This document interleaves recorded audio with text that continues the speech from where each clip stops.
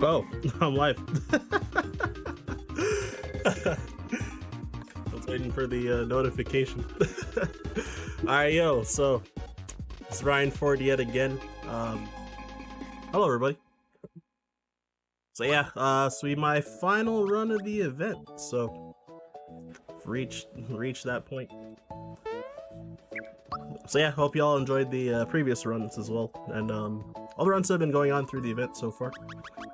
So with marathon timing, we usually just start after the file select, or the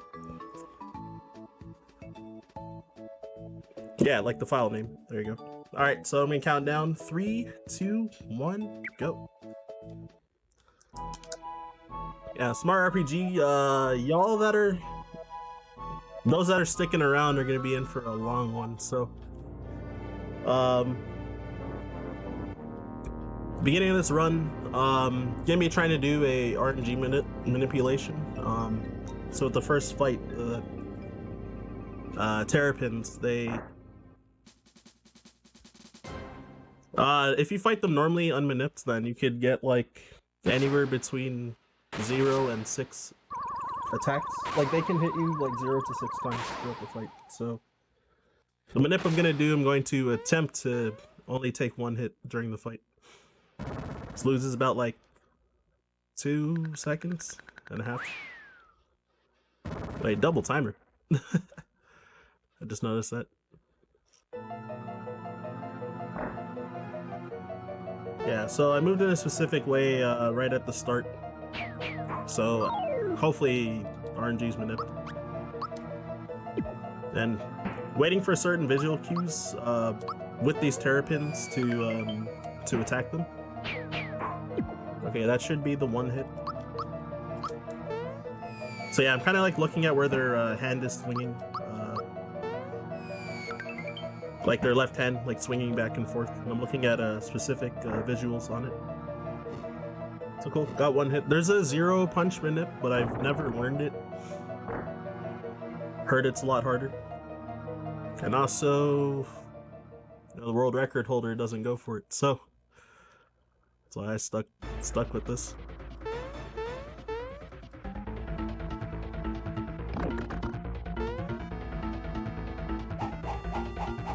So yeah, and I've got so yeah, the Bowser fight. So it's kind of a tutorial on how to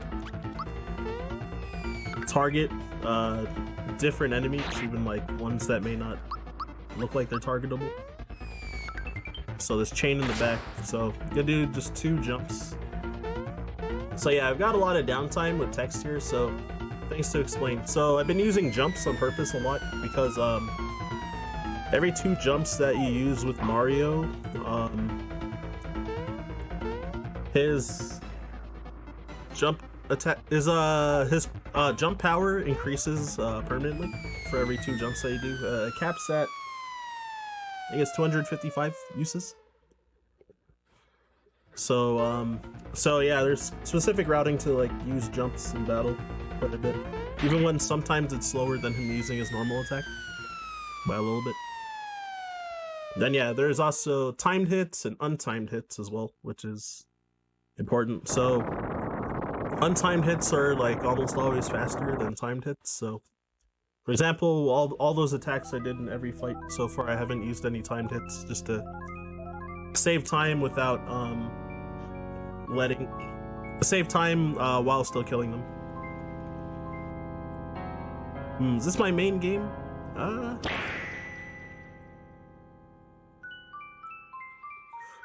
Well, it's the first speed run that I've learned in like 2008 or 2018, sorry. Yeah, mostly known for Smash Bros. Melee, though I haven't streamed Melee content really like much lately. So yeah, been streaming a variety of speedruns like this. Well, this one's like been pretty rare nowadays. Donkey Kong Country 2, been streaming quite a bit. Gimmick sometimes, Metroid Fusion sometimes, Metroid Zero Mission sometimes, and Legend of Zelda Link's Awakening DX sometimes as well. But definitely a lot less than 2020 though. So yeah, with timed hits, so if you get a full timed hit, then your attack will do twice as much as normal attack. Aside from Mario's jump, it does 1.5 times. So I need to talk to this toad, and then in Japanese, trying to exit and him telling you that you should probably save is faster than actually using the save block. I think in English it's faster to actually just save so that you don't get stopped by Toad there.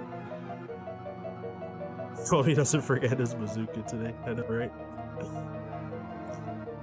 We'll get to that Toad pretty soon. Yeah, so Vista Hill. So I don't want to accidentally re-enter Vista Hill, so gotta be careful with the map movement. It's not hard or anything, just gotta not be like mashing buttons or something. Alright, there you go. And then yeah, after I talk to this Toad, then when I try to leave, he's going to try to give a tutorial on timed hits and tutorial on how to use items as well.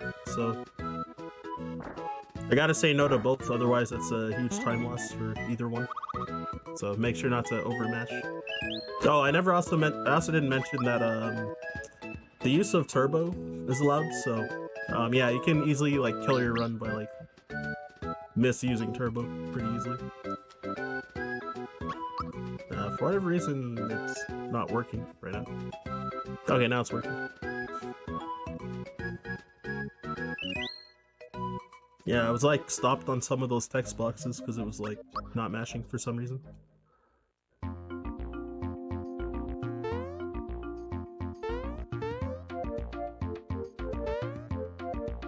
So yeah, I'm gonna try to avoid this encounter by jumping on the edge of the flower so that I can get that flower tab, which permanently raises FP by 1. So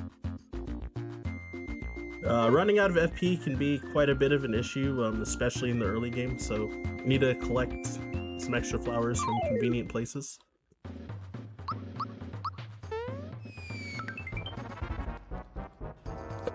Yeah, so now we got Hammer Bros. So their RNG, they have an attack called Hammer Time, so like that. They have a 33% chance to use Hammer Time. So I've gotten 2. Which, yeah, I guess like about 1 to 2 is like pretty average.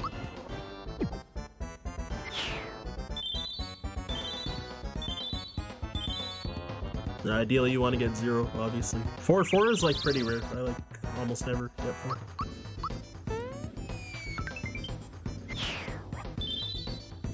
But it's like more than likely you'll usually get 1 at least in a fight. Plenty of memories of Hammer Time. Right? Yeah, it's kind of a rough boss. Like when you don't know how to block, like when you're first playing, like in a first playthrough, like you're not gonna know how to like block those hits for sure properly. So that fight's actually pretty rough. Yeah, so talking to this Toad, then just sell all my items, buy 5 honey syrups, 3 pick-me-ups, and what was the other one? 3 able juices? Yeah, 3 pick-me-ups, 3 able juices, and then shirt and a jump ring.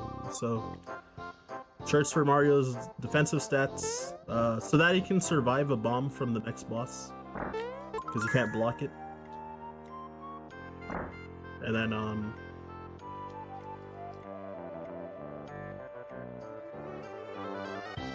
yeah, the jump ring increases his like magic attack by a bit, but also enemies that would be immune to his jump attack will still take damage.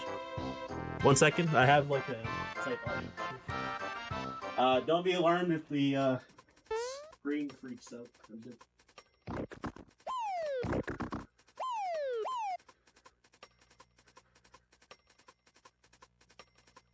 Or possibly the audio freaks out.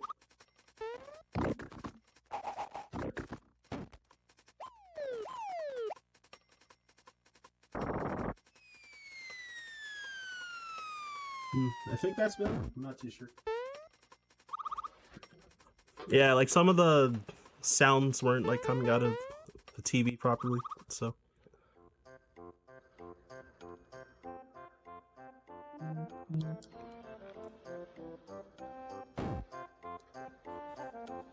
Which could matter later, because I do need audio cues for certain stuff later on. Oh, now it's even worse, I think. Oh shoot. Yeah. Now the sound's missing in the actual stream itself, partly. 1 second.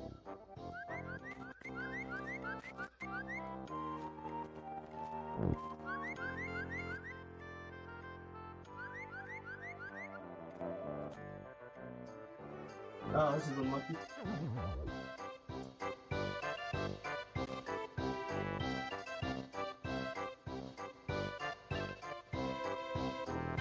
Yeah, I only noticed when right when I started the run, then I noticed. Because I was practicing, like, right before starting this run, so... dang it. 1 second. I think? Nope. Yeah, it's like a loose, cable, basically, I think. Or maybe my splitter's just getting old, but... Alright, I think that's better. But yeah, like, right when I started the run, then it, like, went out like that. Because I was practicing for, like, a while, like, for this run. Started and the audio was fine, and then, of course, wouldn't be a marathon run, though, without some sort of issues, right? So now we should panic. If you want. I'm teasing. So yeah, there's the toad that forgot his bazooka back there. But yeah, again, since turbo controllers are allowed, I was actually able to get up and mash through the text with turbo, so it's quite a blessing when things like that happen. And potential, like, bathroom breaks and stuff. Like, some cutscenes, like, I leave to, like, refill water or to, like, pee or something, so it's quite nice. So I want to land on the left side of those flowers so that I can go up and right, but I kept misspacing on the flowers a little.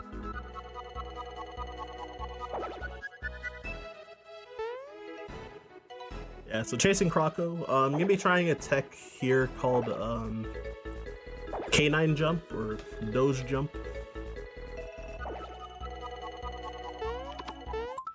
So, oh god, I missed it. I got the jump, but I didn't hit the chest. So, you have a 2-frame window to jump off of one of those canines, and the chest is oscillating up and down, so you have to hit it at the bottom of its oscillation. So I hit the 2-frame jump, but I got there, like, late, basically. Never get super jump worth a damn. Yeah, a lot of... Yeah, even during tech check I got that comment. And yeah, I hear it all the time. Also, even like people that are like new to the speedrun Discord and are like interested in the game, like that's like a ultra common thing.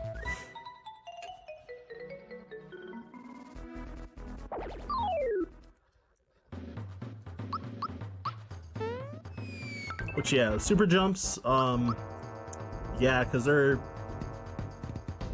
once you get 13, then, the window shrinks to 3 frames for the remainder of the jumps up until 100, so it's a fairly tight window, so it's, like, really hard to get casually.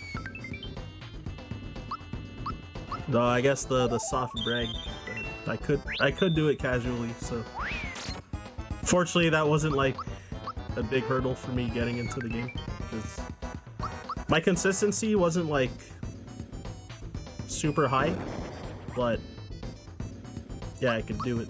So this is pretty bad luck so far. So Croco has a 33% chance to throw a bomb.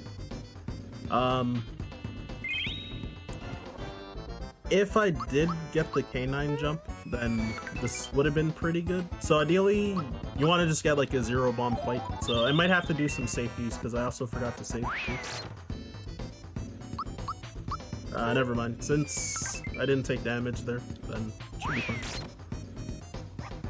Yeah, so you want Croco to do that attack, which, yeah, if you hit a timed block, then on physical attacks, you take 0. A full-time block. If you get a half-time block, then you take half the damage that it would do normally.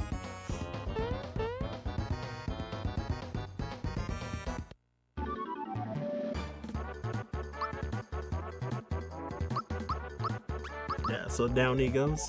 So yeah, that could be a little bit scary if Mallow's dead, and having only 11 max FP instead of 12 if you fail to get the K9 jump. So yeah, I am gonna save here, because just in case. Normally I save on the way to Croco as well, because could be a chance to die too. If you like don't play it safe, and if you get just like, if he just constantly uses bombs like over and over and never misses with bombs, then it can be dangerous. So yeah, you really don't want to encounter those shysters, like the Pogo Shy guys, because they all you can't run when you encounter those guys.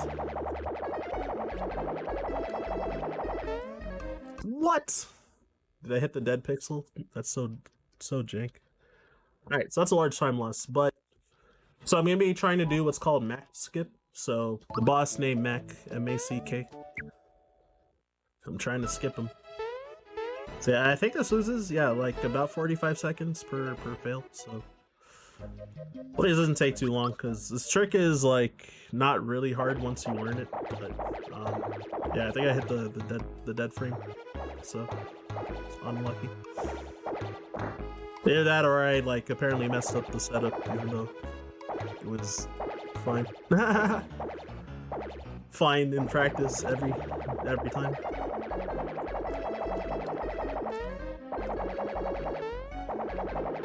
Alright, I took it slow, but there you go. So yeah, you can beat Mac if you fight him, but like the fight takes really long because they're like pretty underleveled and undergeared, so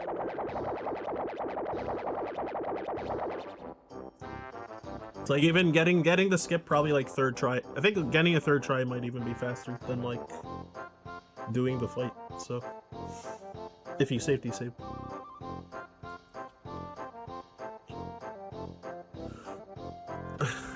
Mac Buddy's a knife enough guy. Should have expected the puns.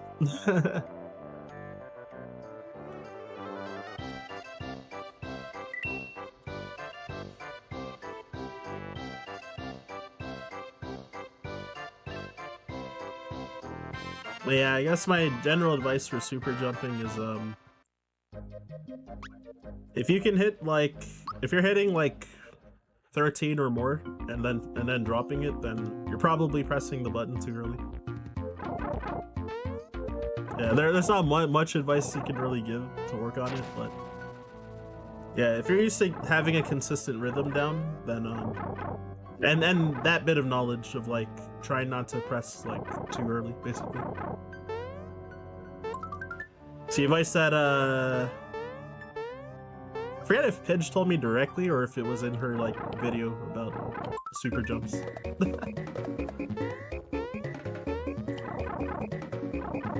Forget which. So yeah, that star got the swag rat kill too. So yeah, the route is different. When did the route change actually? I think like late 2018. We had a route change, so yeah, now Mario's like even more underleveled for this fight. Like the old route you'd be level 3 here, but it's having be level 2, so fight's completely different. Though still you want Balom to use a physical attack on the second turn. That first physical is scripted, like he always does it, and then this one was not scripted. That's good RNG. He has like a 66% chance, or like, yeah, 2/3 chance to do a physical, and he has a 1 in 3 chance to use sleep sauce. So if he puts someone to sleep, then you're gonna lose like upwards of 12 seconds. So, so I did a viewing of like all the top 10 runs on the leaderboards. Oh, and checkers as well. And like, my PB is the only one where I got bad RNG from the sleep slots and lost a billion years. But during that time, I had like a very long streak of getting like sleep slots every fight, so I think it was just bound to happen. So yeah, still ideally want him to just use more physicals, but yeah, he's using all the spells pretty much. Sleep slots is good if he uses it on a scarecrowed character, because the animation of them getting put to sleep doesn't happen. I half-timed that jump unintentionally, so I attacked with Mallow there instead of defending. So hopefully I'll do enough damage to kill below now. I don't think I will though. They would be short by a little.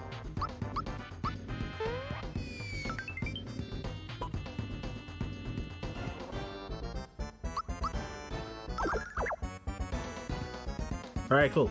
At least the next Mallow attack did enough.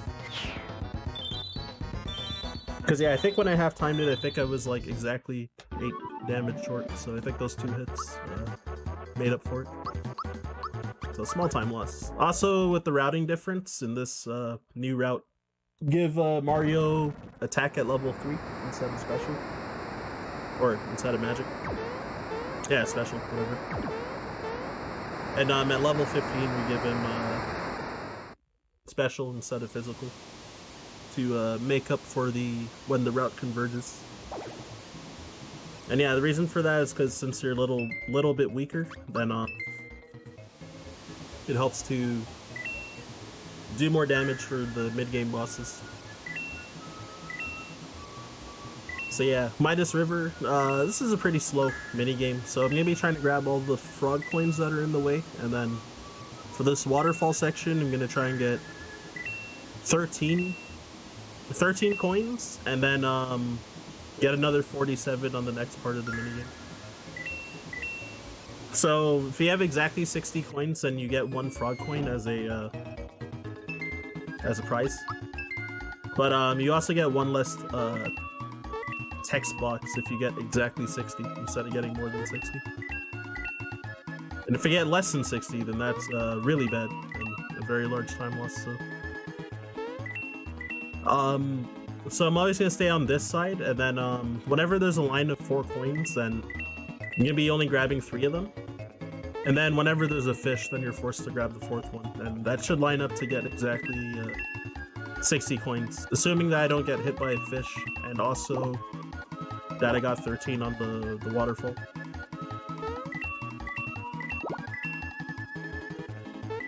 Which yeah, I've messed this up while trying to read chat in runs, especially when I was new to the game, so I know not to try and read chat whenever I'm doing this minigame.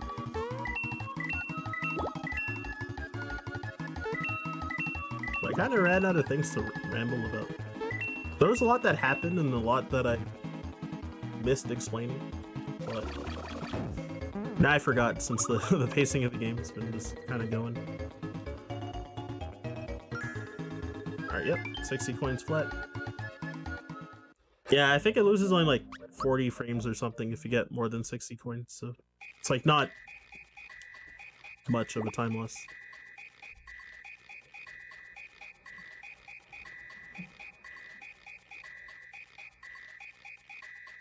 Yeah, so now we got Tadpole Pond. So I actually moved up to the rock and then spun around because I wanted to move the camera up a little more because it's faster than triggering the cutscene and then letting the camera pan up because it's slower than you moving the camera. So small optimization. Smack if you'd like a slice.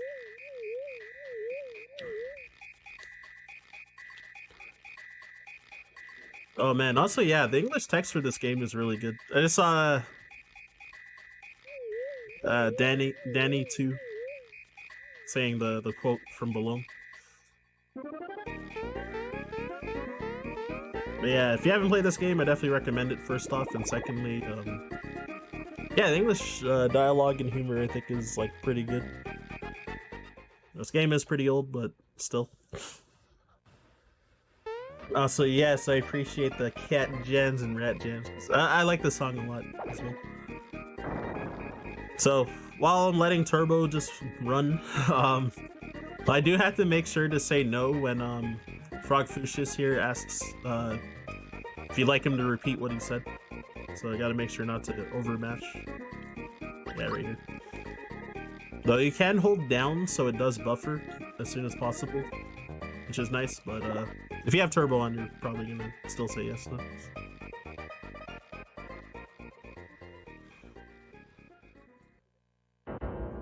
But yeah, what else is there to talk about? So yeah, magic attacks and a lot of special attacks you can't block. So a lot of boss fights, we kind of just like min-max to you know, abuse that the bosses have like certain patterns. So getting into regular encounters for a lot of the run is like pretty dangerous, just like a lot of RPG speedruns, because you're like generally underleveled, so it's like getting into like normal battles can be like really dangerous to wipe potentially. So spending frog coins, I didn't talk about them, I forgot. Frog coins are a special currency used in certain shops so that you can buy specific items. So I bought a sleepy bomb, which I'm gonna keep that all the way until the second last boss. And I bought a energizer, which I will use on the next boss. I want to hope that it freebies, because yeah, getting freebies is also a thing. So when you use any item that's that gets permanently used in a battle, then you have a chance to get a freebie. So just like literally gives you another one in your inventory, or it basically ends up not like depleting the item. Depending on the item, the odds are different. So I wasn't paying enough attention to know if I got any freebies when I used honey syrups in versus Croco and versus Balloon. I think it's a 50% chance to get a freebie for each one, but if I got 0, then that's why I grabbed those 4 coins, because I forgot or I didn't pay attention. So just to be safe, then I didn't want to be short on money, because if you freebie at least one, you can sell it for extra coins instead of grabbing coins there.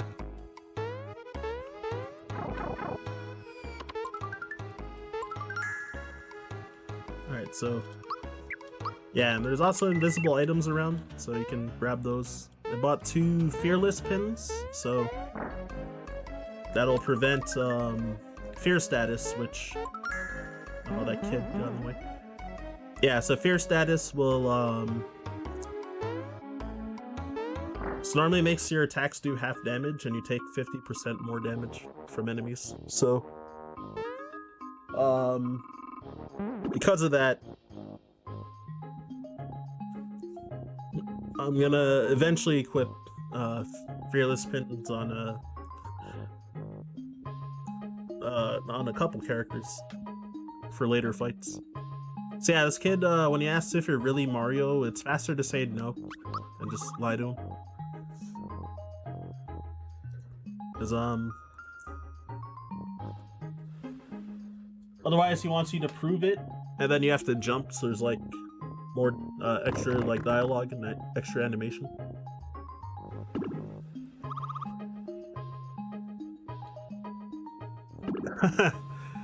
Yeah, Drake. Smash that kid's hopes and dreams. He just smashed Mario in the face though. So yeah, this cutscene is pretty long. You know, Gino coming to life. And just for the sake of marathon safety, I'm going to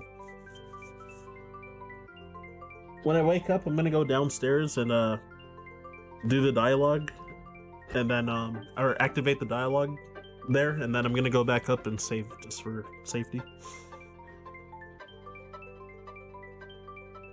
Because yeah, if I die, or like if I lose fights and die, then you end up back at where you last saved.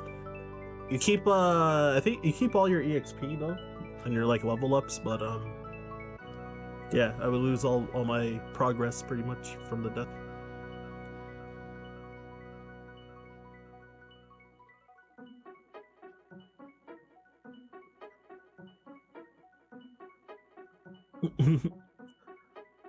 Yeah, probably saw the Geno doll knock out Mario or something. Or maybe he thinks Mario and Bowser were weak.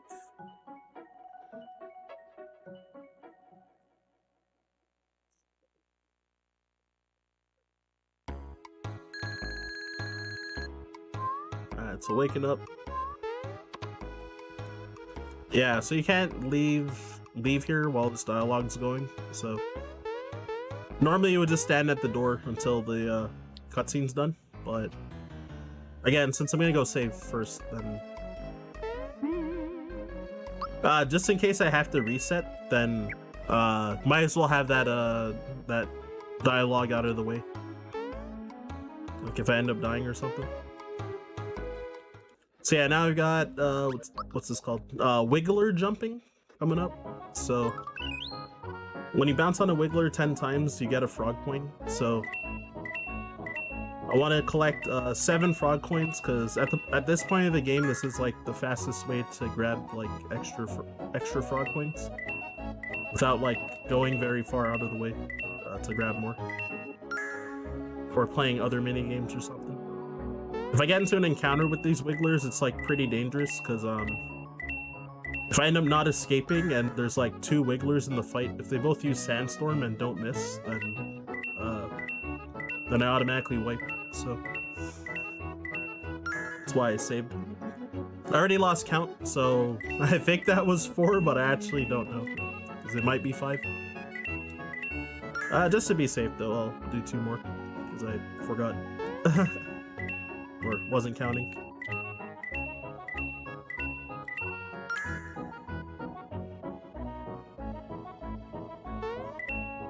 Oh, I could have actually just paused and checked to see how many coins I had, but it's fine. Now I know, like, for sure I have at least 7.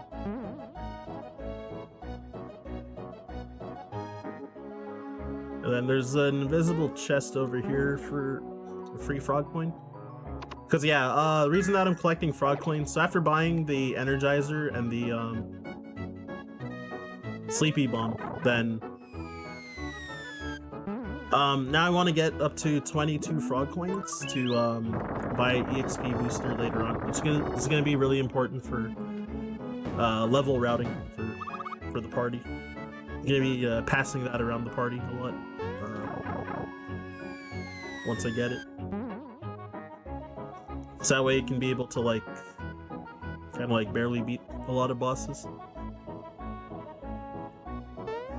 So yeah, again, just trying to avoid encounters. You can also save again over here, but first I'm gonna grab this red essence just to skip the text. Because this next boss coming up, there's a chance that I could get an unwinnable pattern. It's like pretty unlikely, but it could happen. So yeah, saving just in case, so I don't have to do like the Wiggler jumps again and stuff. In this route, the unwinnable pattern in this route, I think I've had it happen like twice ever, so not often. So it hasn't happened often. I've never seen it happen to any other runners either, so like pretty rare. No, I mean, I've heard Justin Credible say that it's happened a few times. I just wasn't there to see it. But, I mean, he's played the game way longer than me, so he definitely wouldn't be surprised if he experienced it a few times at least. So yeah, that Bruce Lee comment. It's, somewhere in this cutscene. It's all in Japanese, so y'all are missing it, but.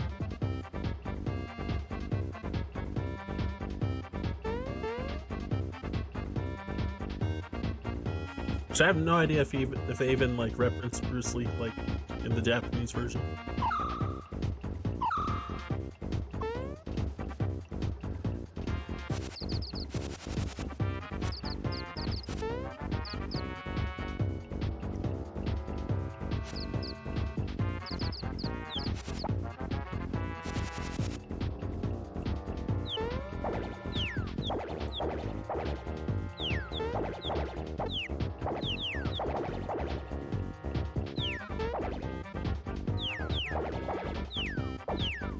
Oh, I just realized something. I started looking through the settings on OBS and I was realizing something from my Link's Awakening DX run before that the flashing lights and stuff looked weird.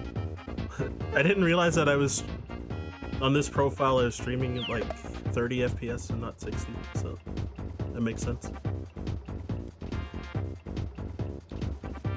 I was wondering about it before. I never bothered to check. So yeah, I gotta make sure not to overmash on Turbo again over here. So yeah, Gino's in the party now. This mysterious character. So most of the fight I'm just gonna be using Gino beams.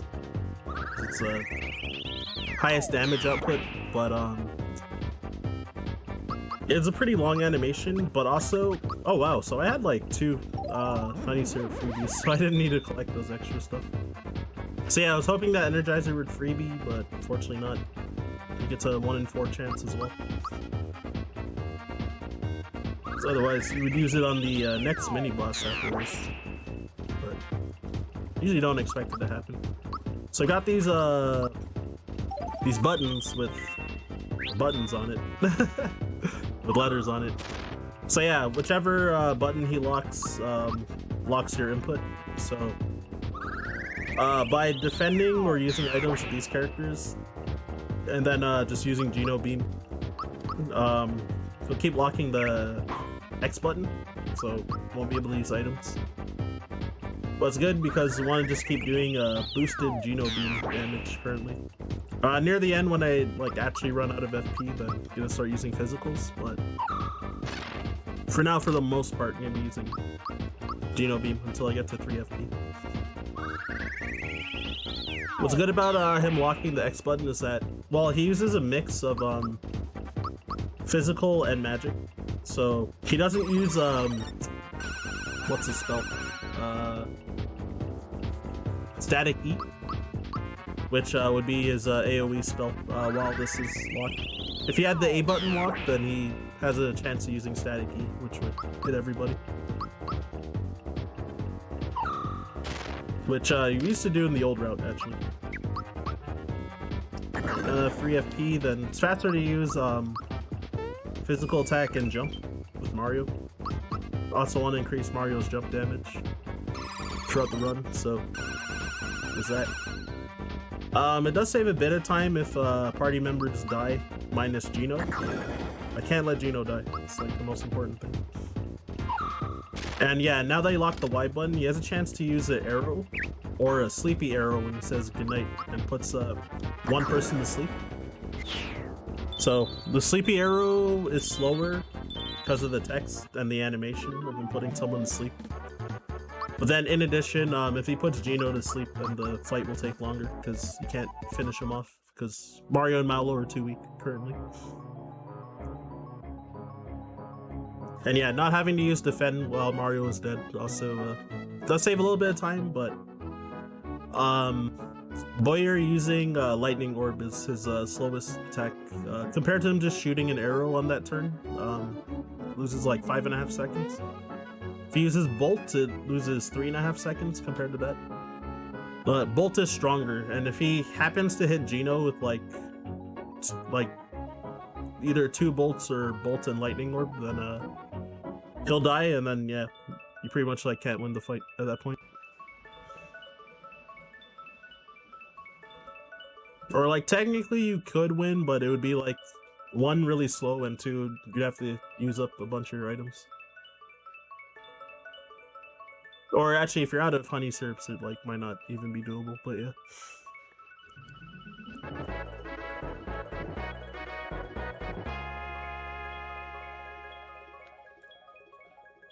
So yeah, another star piece, and just mashing through a lot of text. So yeah, at this point, so I do have notes for the run, like a bunch of tabs open, so.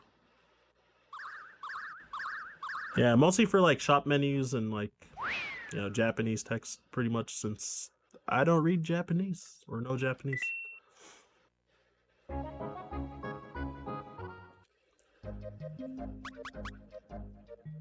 Yeah, so gonna enter this shop right here and sell some items, which I think this is like only in the new route. So sell a flower tab and all Kero Colas. Buy all the weapons. 4 work pants. So work pants is the armor that I'm gonna be using like pretty much the whole run on characters, because since work pants is the only armor that gives boost to speed, then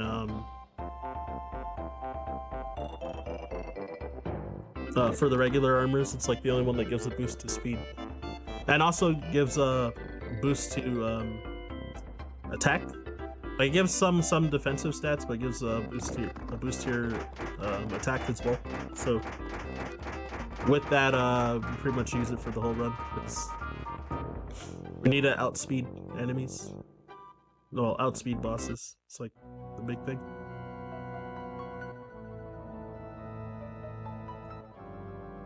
Try to kill them before they get too many turns in, for the most part.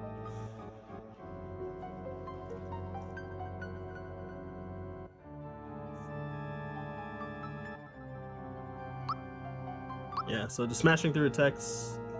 Since you say yes to both options, it's like no need to pay attention even.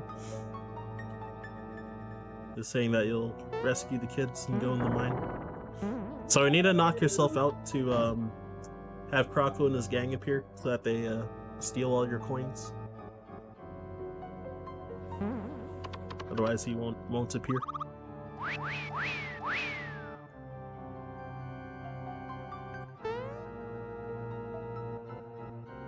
And then yeah, pretty much gonna chase them around and just go straight for Croco and not fight the minions, because yeah, normally you can fight the minions and then they give you a flower tab whenever you beat them,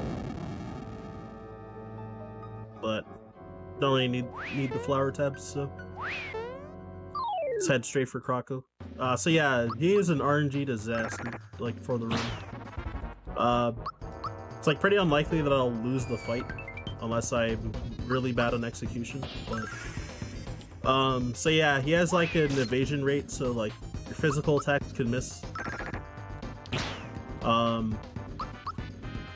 He's also like more likely to like throw bombs and the later phase of the fight, like use items or like throw things at people. Oh wow, that bomb missed Mario. The bomb would one-shot Mario, guaranteed, and that last level up after Boyer with Mallow, I gave him HP so that he'd be able to survive one bomb with 1 HP. To ideally try and have the whole party alive. So yeah, out of the 2 practice runs that I've had, this is like the best RNG I've had so far. Like, it was like either he like killed Mario turn 1, or like my attacks just like missed a billion times, like stuff like that. Yeah, like the last time I fought him, I had like 3 misses in a row at the very start. Like, stuff like that, so. RNG disaster's favorite way to describe them. Additionally, he has a item drop called so he has a flower box item drop. So if you use it, it permanently raises your FP by 5. But it sells for a lot of money, so for 500 coins, which is what we'd use it for. It's 25% chance that we get the drop. Didn't get the drop. But it's like pretty huge for the run, because later on we're going to be relying on freebies for like item weapons, fire bombs and ice bombs and rock candies ideally. And with that, you'd have to if you get that flower box drop, then you can get less. You don't have to worry as much about getting freebies for ice bombs. Oh, that's bad luck, because that bomb was walking the other way. So 9-1. Also, good luck on your runs tomorrow as well. Alright, cool. I managed to kill all those bombs to make up for the one that was walking like really far away from me. So I wanted to kill exactly that number of bob-ombs to have everybody level up. Otherwise Mario would be short level, and one, he would do less damage. Oh god. So yeah, the fireball's scaring me because of his like spawn points, but yeah.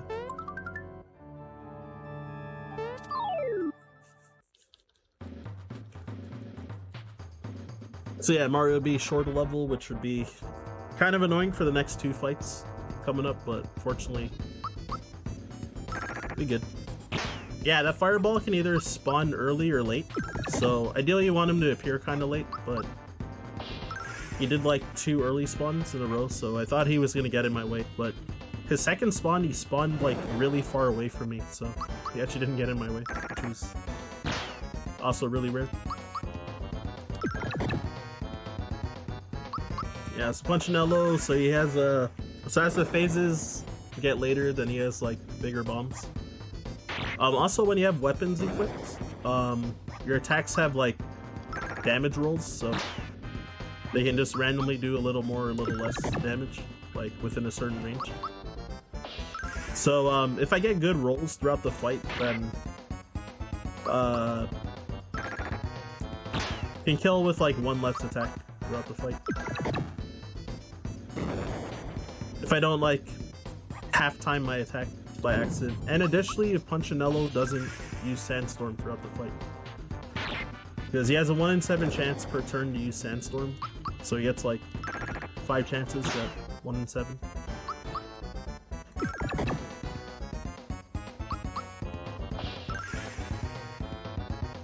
And then, fortunately in this route, since we have Fearless Pin, that both Gino and Mallow have it equipped, so they wouldn't get feared.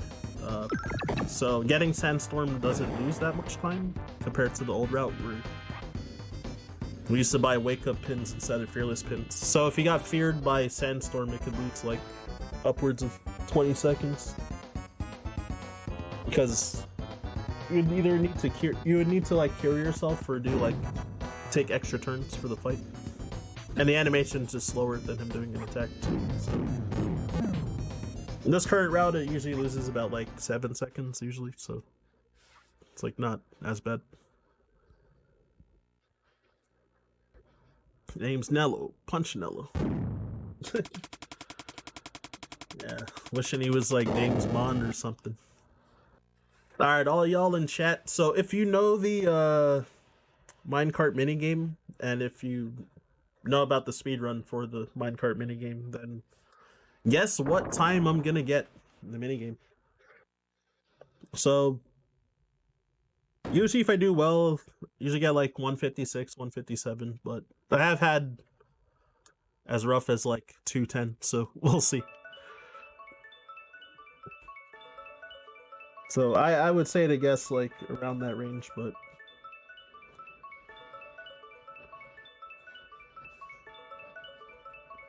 4 minutes, 20 seconds. I don't even know if it's possible. Like even if you tried to like be that slow, I don't even know if like the minigame lasts long enough for that to happen. Maybe if you're holding the brakes the whole time and crash as much as possible, maybe. I wonder.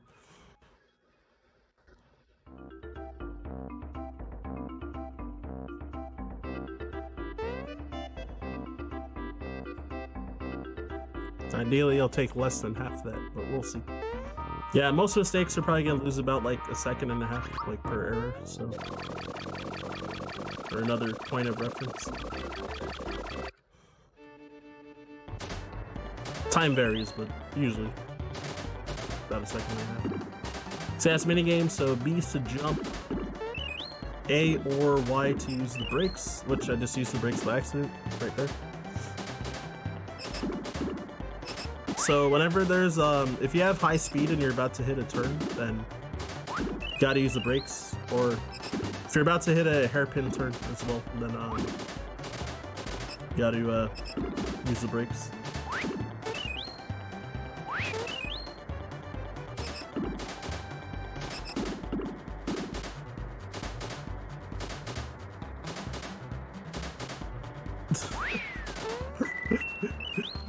using the brakes. Throughout the whole run. Longest run world record. So yeah, I really don't want to miss those mushrooms at the end, so had good routing.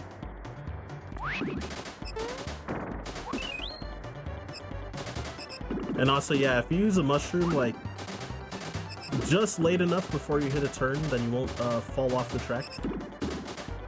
But if you use it a little too early before the turn, then you'll fly off. So also got to be careful about that. Really don't want to crash here because that'd be a huge time loss because you have to take the intended route or the not shortcut route.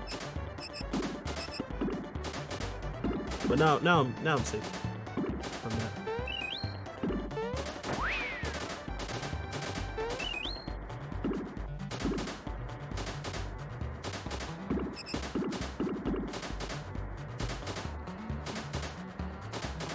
Yeah, so it's not really anything else I can mess up here, so I think that's like maybe like a high 157. So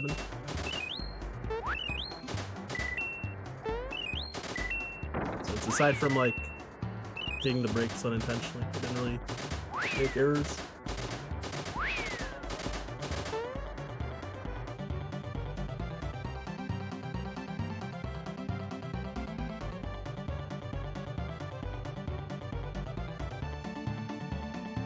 Yeah, so this run definitely has a lot of dialogue. So when I was practicing earlier today, I was running through the game with a no text mod.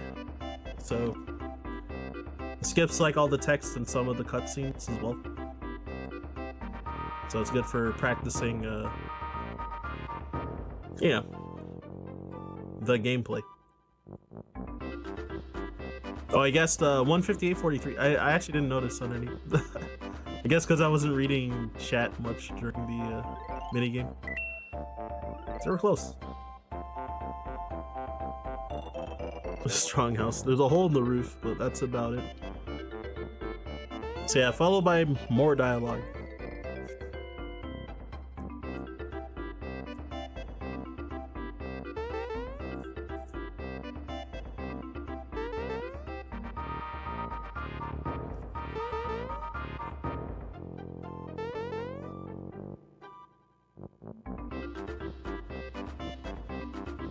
Speedruns is for the gameplay.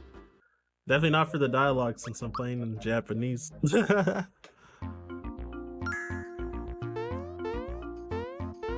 sometimes for marathons I have run it in English because file name incentives occasionally. So yeah, grab that frog coin, that secret frog coin, and then that chest I grabbed a rock candy, which gonna be using on this next boss coming up. Ideally I get the RNG manipulation during the fight to freebie the rock candy a couple times as well.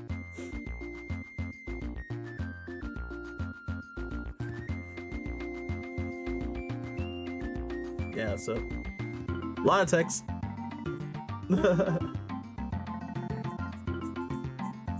So yeah, once Bowser leaves, then gonna go to that door, see that it's locked, and then Bowser's just gonna be like, wait, you're still here? And he's like, out of my way, shorty. So yeah, Bowser decides to let you join his group, and oh yeah, welcome sign is in English. There's some Japanese text over it.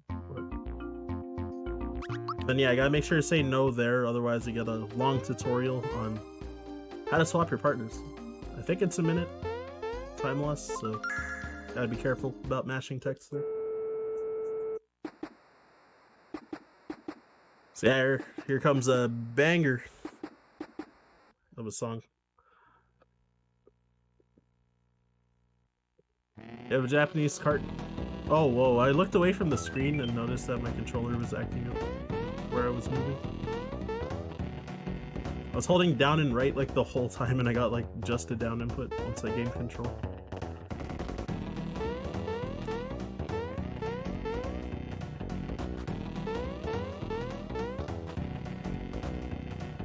Oh well, it is what it is.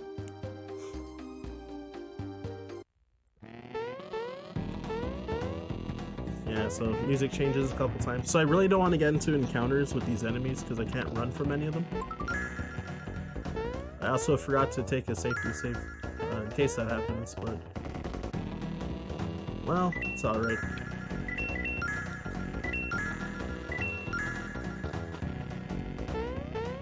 Yeah, these guys you can run away from, but the checkered board room, there's like booby-trapped enemies. Can easily get you.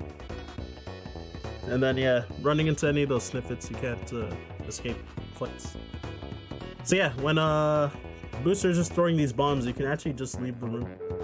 Because usually people, including myself, would hide behind that thing underneath, but that's what I always did casually, and I've seen people do it casually, but yeah, you can actually just leave the room. Not wait for the bombs to explode and stuff. Polyhead, thanks to the raid. Y'all coming in for a long run. But yeah, I guess I'm done like probably close to a third of the run so far.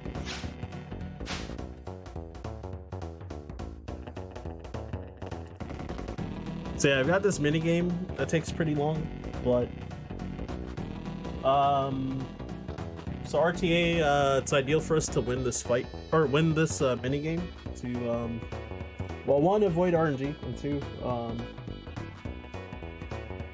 well, it's faster RTA, and also want to get the amulet because it gives some stats. It drops your speed, which does matter for turn order a little bit for the run, and gives a bit of magic attack or offensive stats. And it doesn't mention the text, but you also take half damage from elemental attacks as well when you have it on, so it's gonna turn to be pretty important later in the run.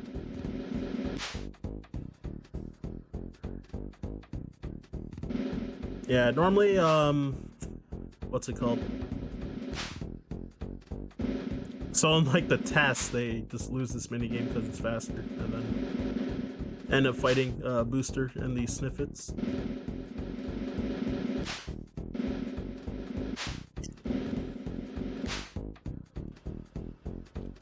Quite the booster to stats.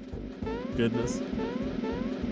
Yeah, so this minigame's not hard once you're used to it. You can also show like half your body and not get seen from the bottom there. You can stick further out, but I don't want to like mess around and get caught.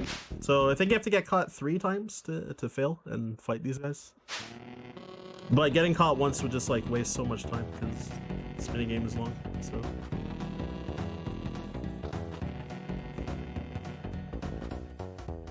And I have messed around enough to get caught once in the run. It wasn't a good run though, but. So yeah, first thing I gotta do after this cutscene is done is remember to change equips and stuff, because occasionally I forget and like run into the boss fight, so. Oh, whoops. I had my B turbo on still. So I just closed the menu.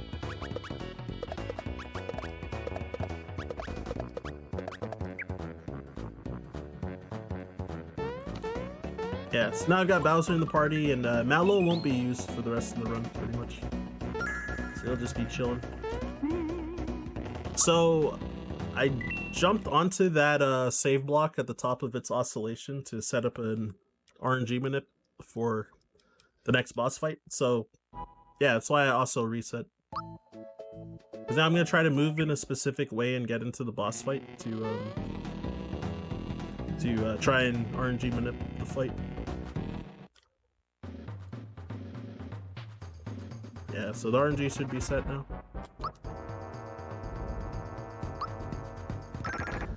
So I do have audio cues to listen to the music for the minute, so I'll be quiet for a bit.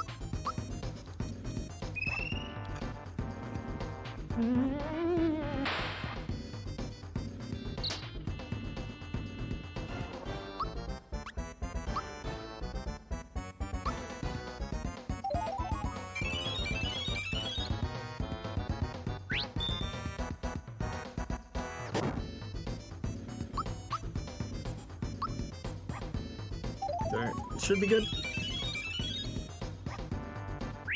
Alright, nice, cool. So yeah, most of the windows for what I'm timing. So I was just doing the 2 rock candy minute, which is slower and I guess a little safer than the 4 rock candy minute. But yeah, so when I was using the rock candy and when getting the freebie, I was clearing the text within certain frame windows to keep the manipulation going. Also, the timing of when I used Terrorize with Bowser was also manipulated so that I would 1, get max damage on both of them, and 2, just not miss with Terrorize on either of them, because it does normally have, I think it's like a 10% chance to miss, so. Oh yeah, and chat, guess how many flowers I'm getting? Anywhere between 0 and 16. If I get less than 8, then that loses time.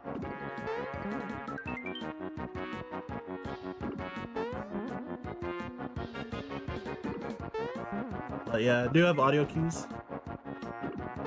That's why I'm being quiet occasionally.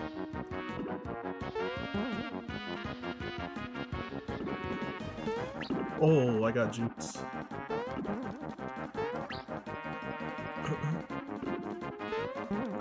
Yeah, like usually if I get like less than double digits, then it's like really bad. Like a lot of disasters must have happened. I'm getting like less than 11 even.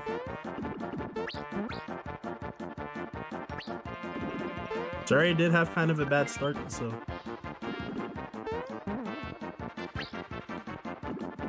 wouldn't be surprised if I got like 13 or less, but yeah.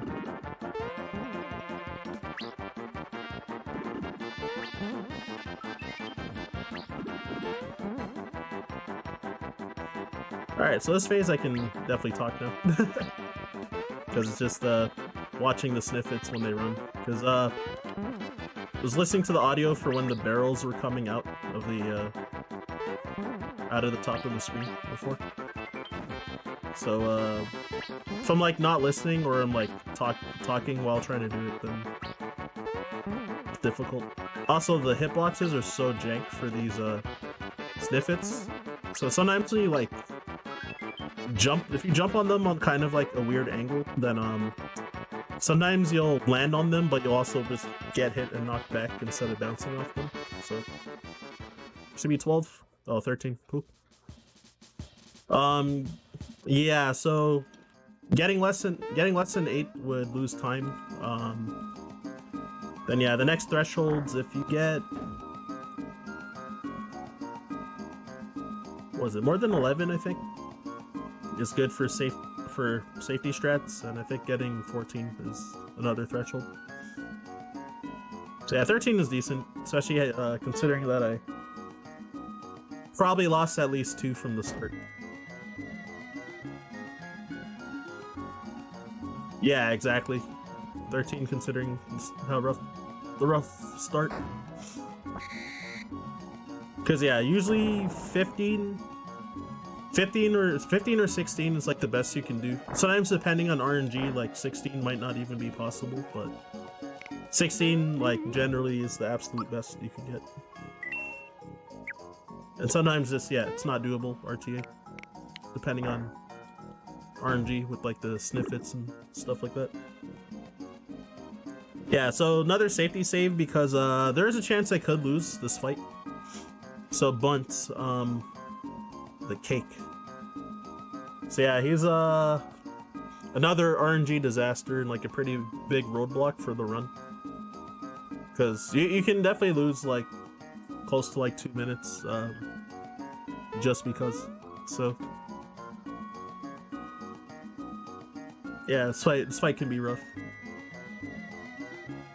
Actually, my last practice run, like the RNG was so horrendous, but and then the first run I did, I had actually like really good luck. Probably would have like not been a gold split, but like pretty close if I was actually timing. Uh-oh. Man, I don't know which sniffet I talked to. They like merged together, and I double talked like to one of the sniffets. Cause yeah, you have to get Peach's items that dropped. And yeah, it seems like I talked to the right side sniffet instead of the top one. Talked to him twice even. Bunt can put you in a diabetic coma. Killing you with sweetness.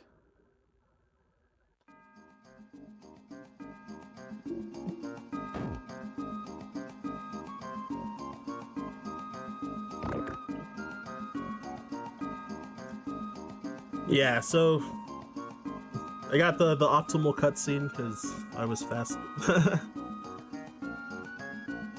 So yeah, usually it's like those candle lights that light up are indicators of how long you took during the minigame. So usually you should have like only one or maybe two lit up. So anyways, here's the cake. So blocking these chef attacks is pretty awkward and pretty important to do. Matters more if he targets like Mario or Geno compared to Bowser. Because even if you don't block it, they'll do 1 damage to Bowser, but they'll do quite a bit to Geno and Mario, which could put you at risk when you're actually fighting the cake in the later phases. Booster like Proto Wario, I know, right? Definitely looks like Wario.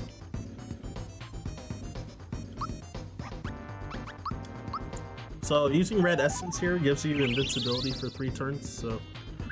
Oh, and the freebie, that's so rare. Holy. So I'm gonna be able to sell that for 200 coins and buy a firebomb later. That's incredible. Yeah, it's like a 1 in 7 chance to get that freebie, and like... I don't know, I get that in like less than like 5% of my runs, so... It's obviously not as good as getting Flower Box drop from Croco, but it is more rare, so...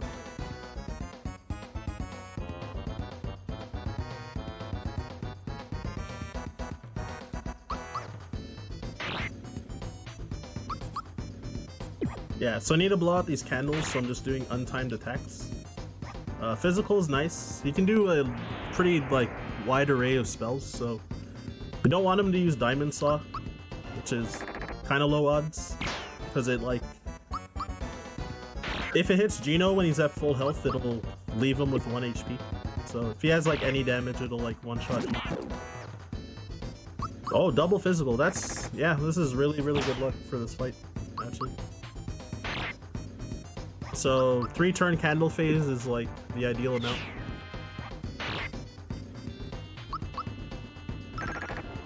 So far I've been like 1 blizzard short of like the god RNG currently. So it's like incredibly good luck. Alright, like 2 spells short of like the god RNG basically. Wait a minute, what am I doing?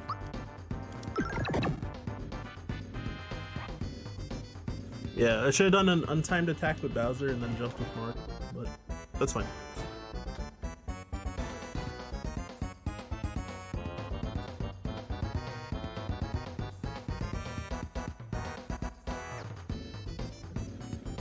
Geno's dead, what dude?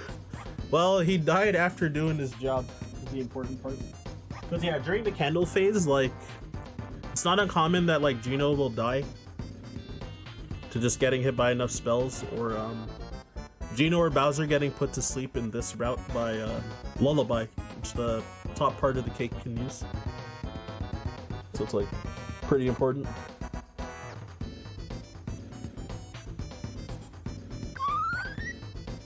And then yeah, like once that happens, because 1 candle relights every time that Bunt gets his turn, so it's like not uncommon that the fight, the candle phase can go like 5 turns or like 7 turns even, depending on if he like just keeps like owning you with like bad RNG basically, like putting Geno to sleep or killing Geno. stuff like that.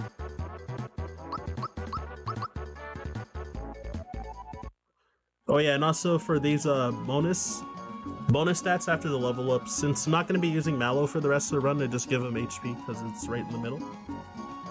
For Mario, every multiple of 3 for his level ups, I'm going to give him attack. And then every other level will just give him special.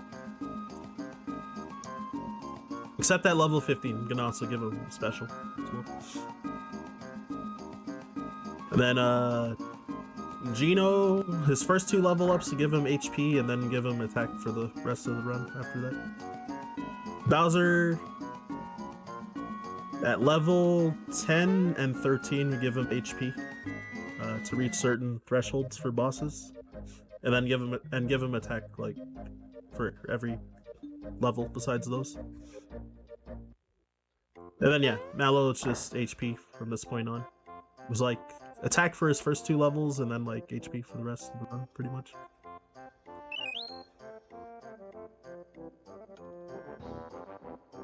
Oh, I know, never mind. It was like attack for level 3, HP level 4, attack level 5, and then HP for the rest. That was it for Mallow. And then Peach, I think give her HP for her first level up and then give her special for the rest of the run after that.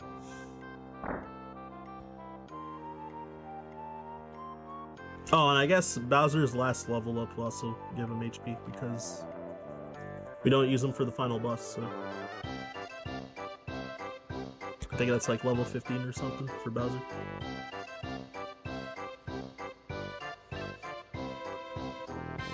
Yo, nice sub. So yeah, I've got quite a lot of time to just be chilling.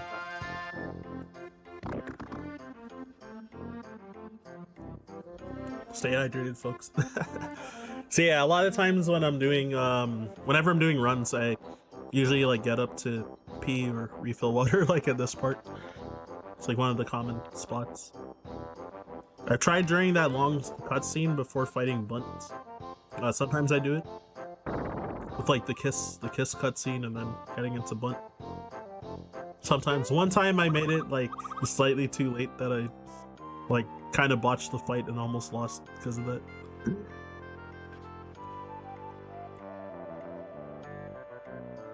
Boyer cutscene's another one that I usually go.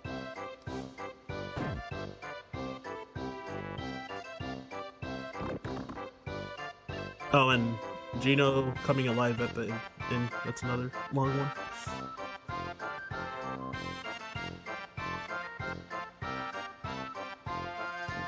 So yeah, I guess at this point, like, what, like half the world is built, so yeah, there's kind of talking about like what happened at the castle at the beginning of the game and how all these people joined up together and why Bowser of all people is with Mario.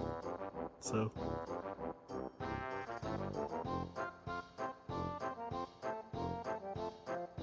they're all joining forces. The Chancellor doesn't want Peach to go because it's too dangerous for a princess. Yeah, so greatest glitch in the game coming up right here. I'm just kidding, but yeah, there's a little glitch right there if you pause when Peach is falling. What you're supposed to do normally is go back in the castle and then go back out. So this actually loses 4 seconds, but pretty much just always do it during do it for marathons.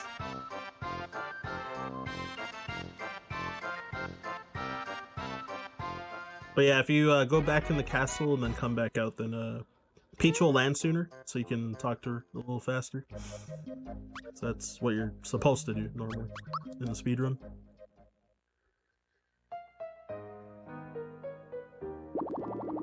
So yet again with the camera. Wait, I think I wasn't actually supposed to do the camera movement that time. Could be wrong though. So yeah, I gotta make sure I talk to Frogfucius twice. There you go. So when I came back to Mushroom Kingdom, like right after Bunt, then I went into the shop to pick up the cricket pie to make So let Frogfucius be happy again, giving him his favorite snack. So and yeah, after that, talking to him again, so that so he says that Star has been spotted on Star Hill, so that unlocks Star Hill on the map. So here I am. So there's an optimal routing to hitting these switches to unlock the door, unlock each door. So there's an app made by Pidge, which is a Android app. I have it on my phone as well. So you can like touch the stars in like the order, and it'll tell you if you got the optimal routing or not. So you can like use it on like transit or if you're bored at work or something, to know how you should move. There's also some other stuff like Japanese to English translations for items and stuff. Items, the quiz minigame in Bowser's Keep, which will be coming later. I might have to actually use the app during one of the cutscenes because I haven't like actually practiced the quiz much.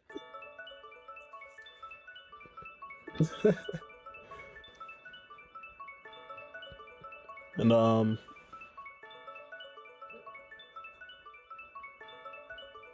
there's some other stuff. The Cannonball Solitaire as well. You can like use it with like a touchscreen on like your phone or something. So it's pretty neat app. A similar visual glitch in Final Fantasy VI. Oh.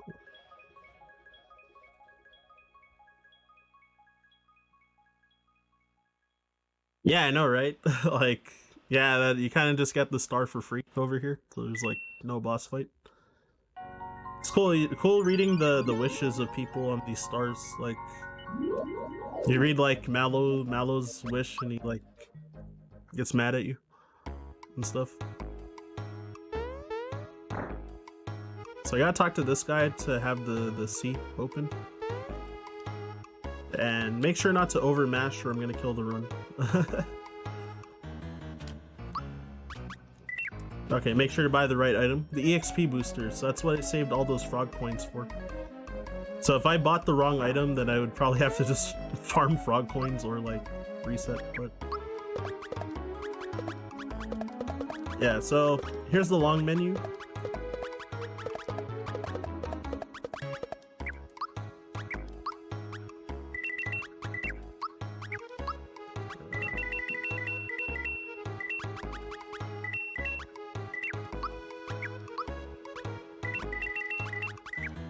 You can do this faster, but I'm just being careful.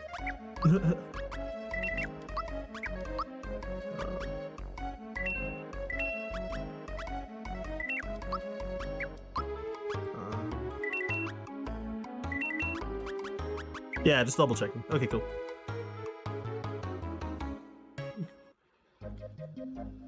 I'm gonna also take a safety save here just in case I mess up with this star, because I don't want to mess up my EXP. And it's not like I'm gonna PB this run anyway, so so being extra careful.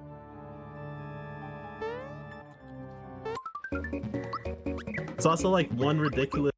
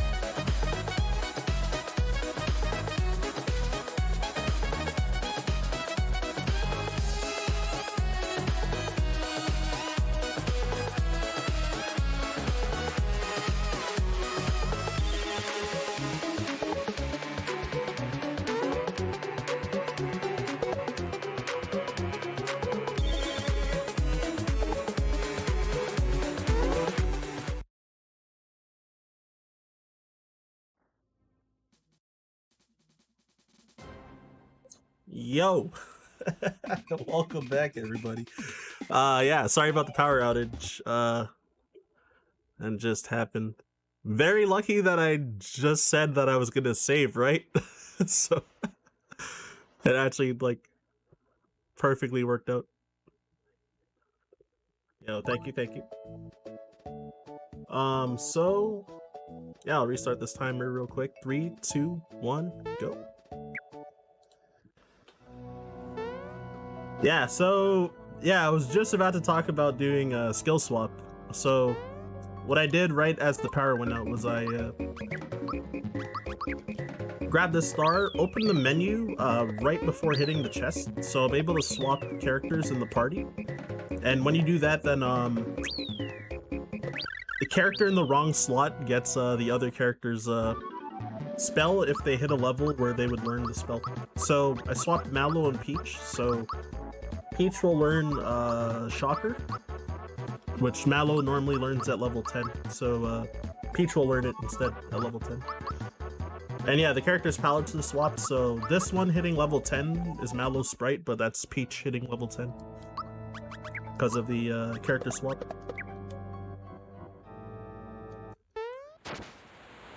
And yeah, so if you remember, I sold like almost all my gear in the shop in Seaside Town when I did that really long menu to make enough money to also buy a bunch of bombs, which I'm going to use for a lot of fights. So fire bombs do generally 120 damage, AoE, and it will do double if the enemy is weak to fire. Also, if you have a boosted magic attack, then also it'll also boost your your bombs by 50% as well. So that's why I'm using Geno Boost right now on Bowser to buff him, so that when I throw a firebomb, it'll do 360 damage because it does 180 times 2 because these guys are weak to fire.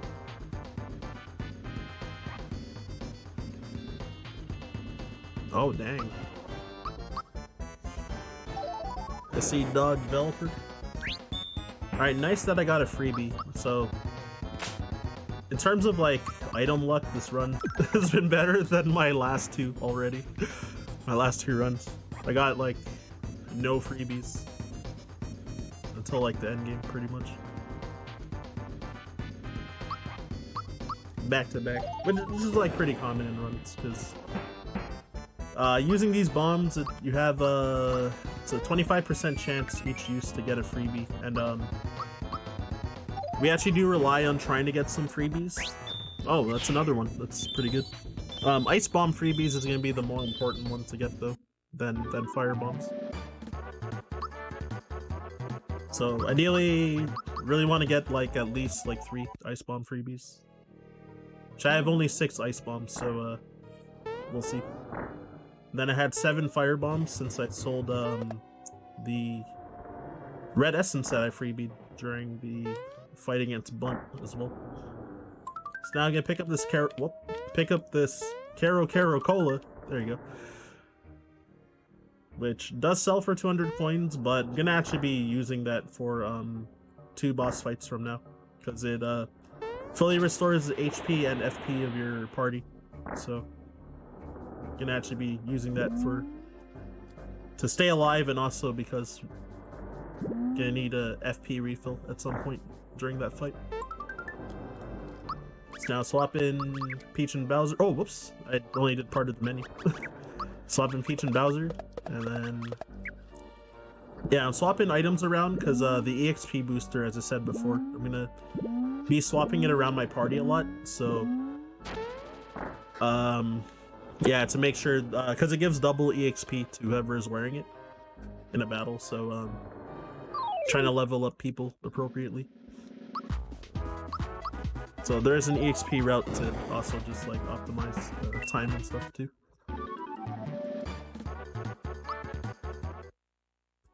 Last hour, a 24-hour race? Oh my god.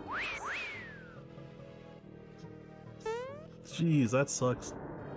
Yeah, this is the first time I've ever had a power outage for a marathon run, but I have had like internet like drop sometimes.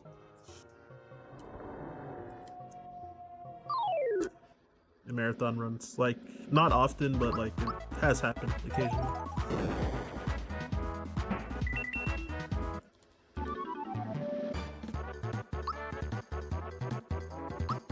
Alright, level 9.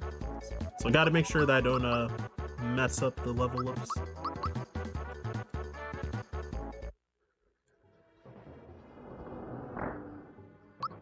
Oh wow, that's good info to know actually.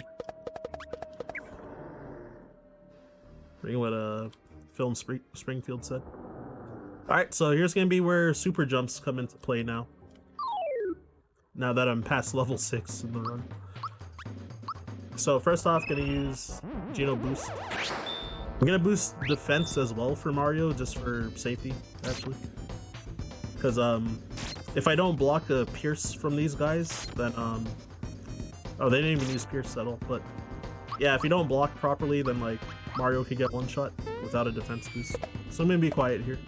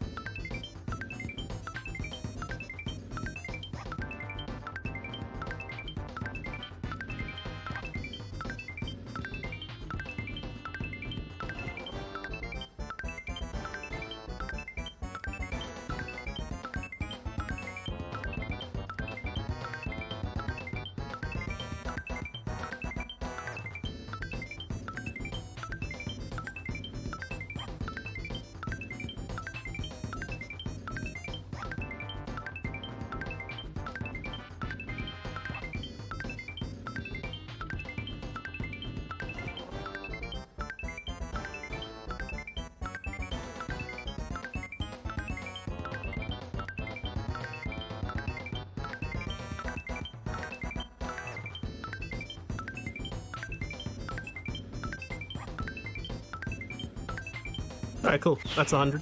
864 damage means that I got 100 there. For sure. So yeah, want to get 100 there because it takes, I forget exactly how many super jumps to kill Johnny there. It's like 80 something or 90 something. So, since you want to get super suit in the route, then it's ideal to go for the 100 in that fight. Backup strat if you fail is to either try again if you didn't kill him, and then or try on Balloon 2 later on in the run, right before you would get the super suit.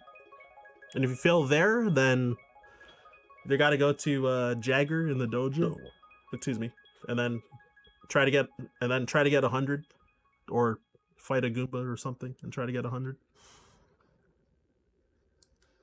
Okay, so important that I don't forget to menu here as well.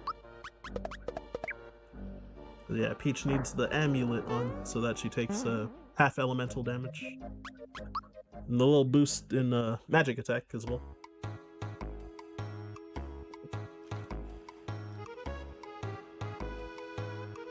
So yeah, I'm not like super duper worried about this fight, but I'm gonna do safety save just in case.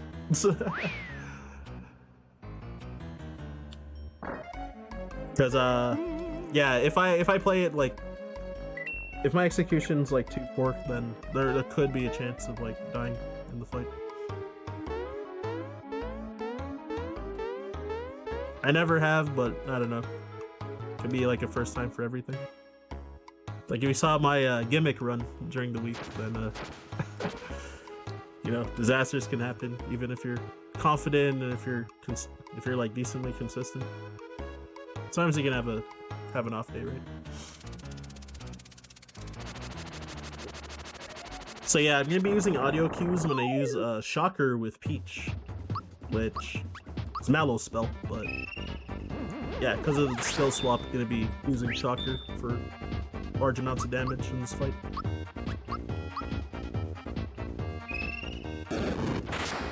So to full time it, oh man, I have timed it, jeez.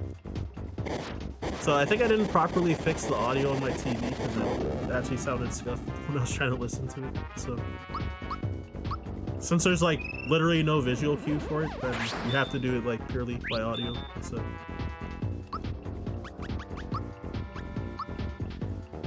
but I can get away with like half timing some of them. Getting so many freebies.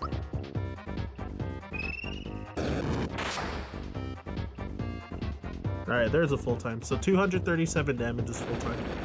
Flamestone is good RNG, but ideally didn't want it to hit Mario though. It does save time like not having to defend. Wow, even the Caro Caracola freebie.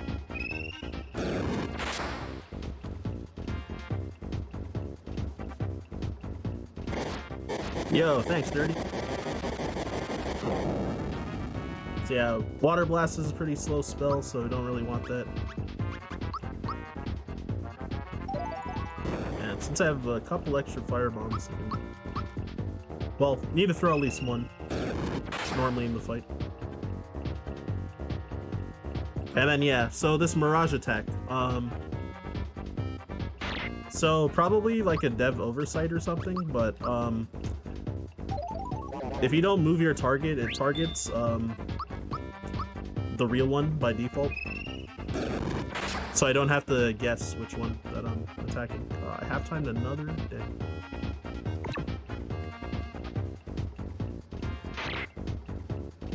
So yeah, since I have a decent amount of FP, the backup would be to use Geno Beams on these guys, but since I got a okay amount of freebie throughout the run, then between the Fright Bomb and the 2 Fire Bombs, then yeah, I can just use my bad mushroom because I'm not gonna use that probably. And like any point where I would have used that bad mushroom potentially, then I can just use a Fright Bomb because I freebied one instead. Hell of an oversight, I know, right?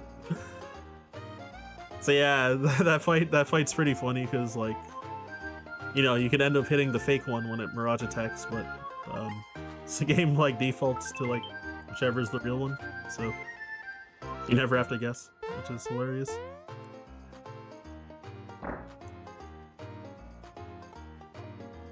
And yeah, that fight is like pretty rough. Like whenever you watch people's first playthroughs, like they'll often get stuck like on that boss fight. So where am I going? Whoops, I meant to go to this shop, not the other one. So buying all these, sell all my mushrooms if I have any, and flower box for 500. And this mini.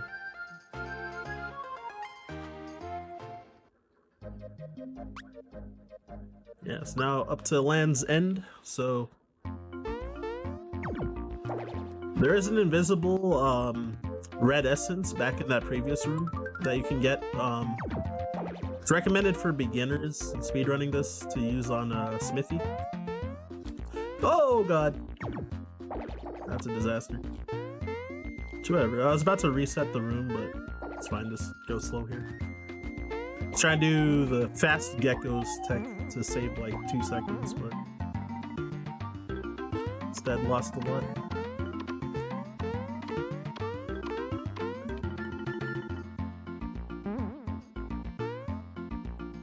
Yeah, so this fight, or these 4 fights with these ants, so I'm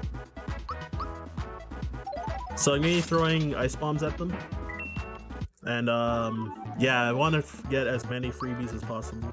So all my practice runs and all of my recent like RTA runs, I've like very often get like 0. So here's hoping that it's not another run where I just get 0 ice bomb freebies throughout the whole run. Though getting a couple firebomb freebies does help a little. Oh, nice. Alright, there's one. Yeah, I think since I got a firebomb, like 2 firebomb freebies, then I think ideally if I get 1 more ice freebie, that should be good for the rest of the mid game. Wow, the double. Look at that. Marathon luck going good.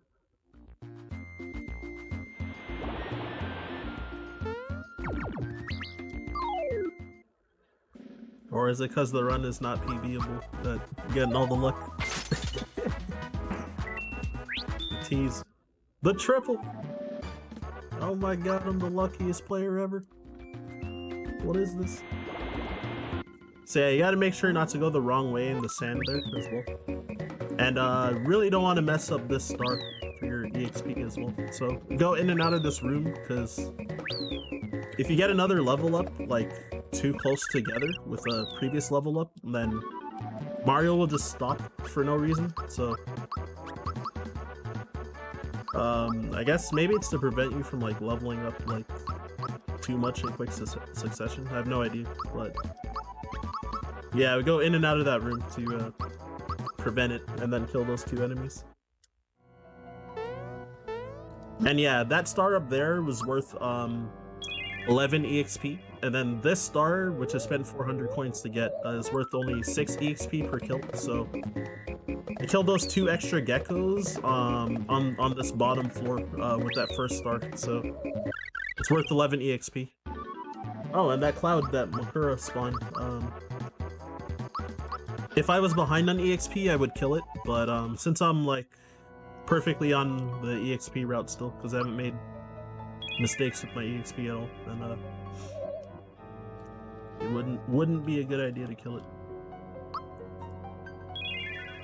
Because it could offset like when characters would level up, because ideally when characters level up, you want them to gain a level at the same time as each other so that they share the same level up screen. And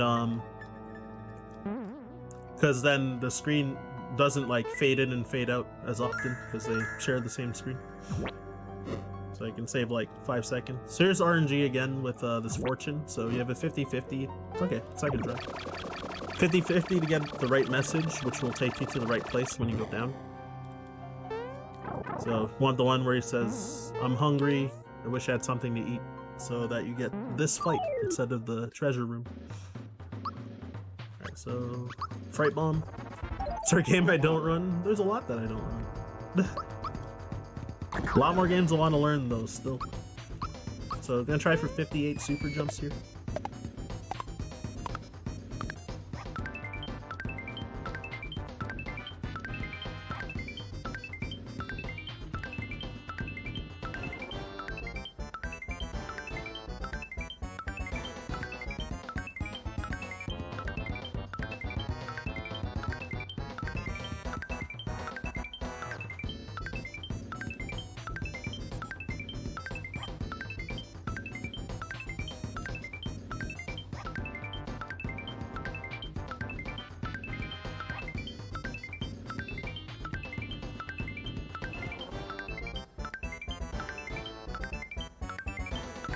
I hope I didn't miscount. Okay, cool. I got it.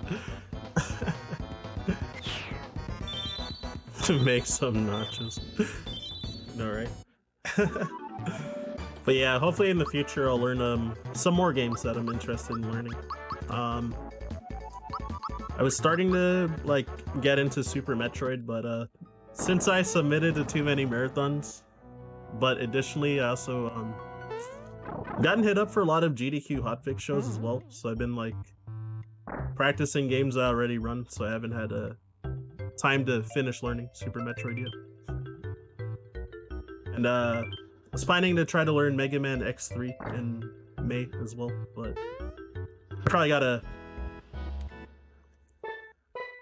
shift the schedule back with all that. Which I mean is fine. It's been fun like running games for marathons and GDQ hotfix shows and stuff, so I don't mind at all. And trying to learn a 3D game at some point, which would probably be Mario 64, and I might also try to relearn MST for Ocarina of Time. I was learning MST in like 2012, but then the route's definitely like way different now compared to back then. But since there is a really nice practice ROM for the game, then it's more motivating to try and like practice that game too. Learn and practice it. Yeah, so Sky Troopas, let's talk to them.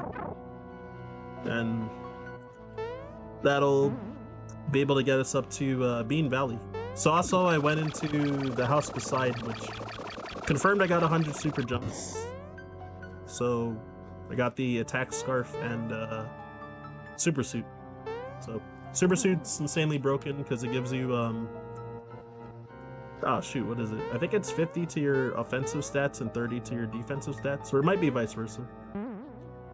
And it gives, I think it gives speed, and it gives like immunity to all. It gives immunity to fire, ice, and lightning attacks. It's like elemental damage, and so you'll actually just take 0. And gives immunity to all statuses except for instant KO, I think.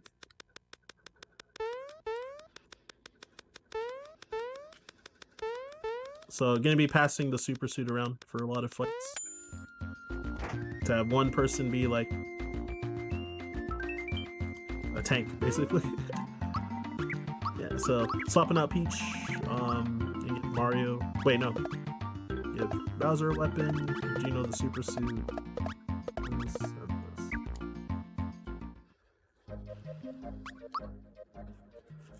Yeah, because I think Mario still has the EXP booster on, so I didn't need to mess with this menu.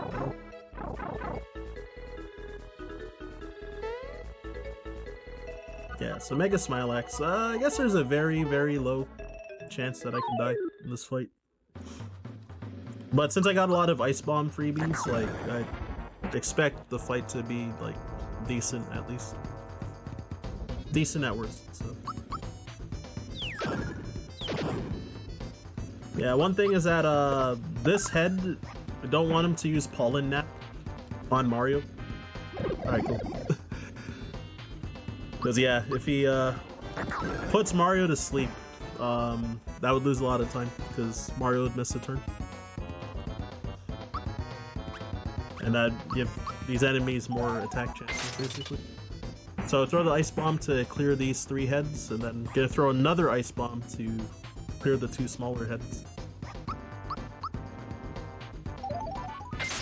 Oh yeah, my PB, I also lost like close to half a minute to Mario getting Pollen Naps on turn 1, which is like 1 in 9 chance, so I got on. I think 2 PBs in a row, actually, that happened.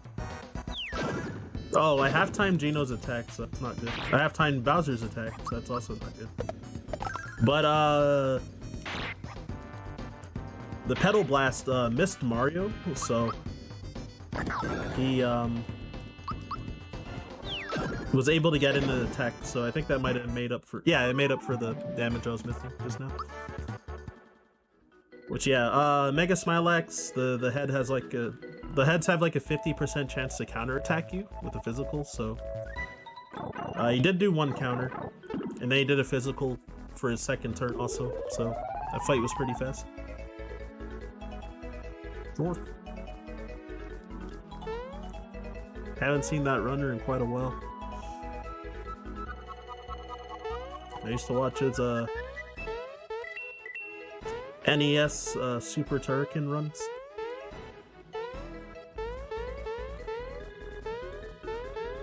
Some other games as well, but that was like the last game I watched. Oh, what am I doing?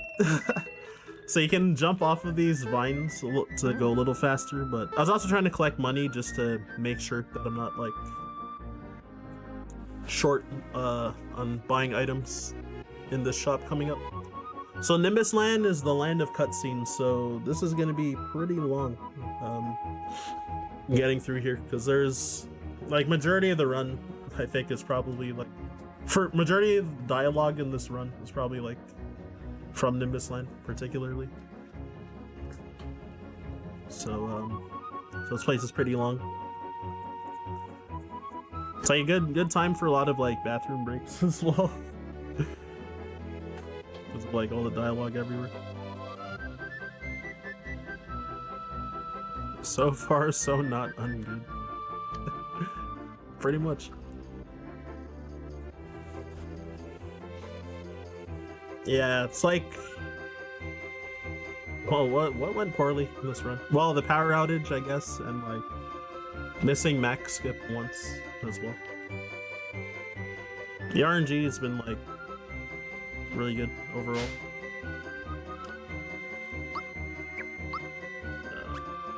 Oh yeah, I freebied that thing. So I forgot about that.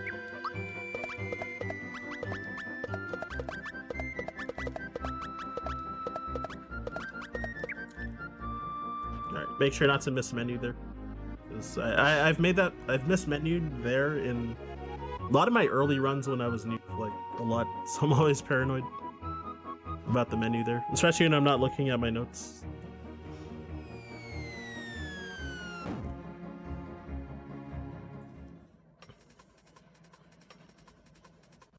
Speaking of which, I'll actually double check my notes while we have this down.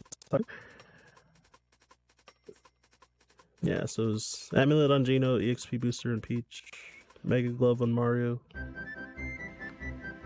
and the Attack Scarf on Mario, and swap the Super Suit onto. Okay, cool. Yeah, I'm pretty sure I did that.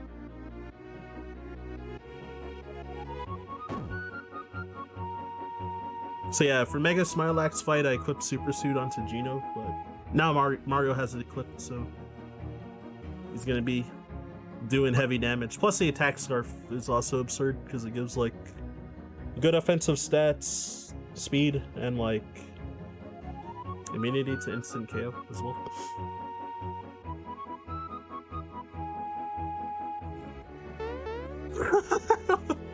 What is that emote sounding long command?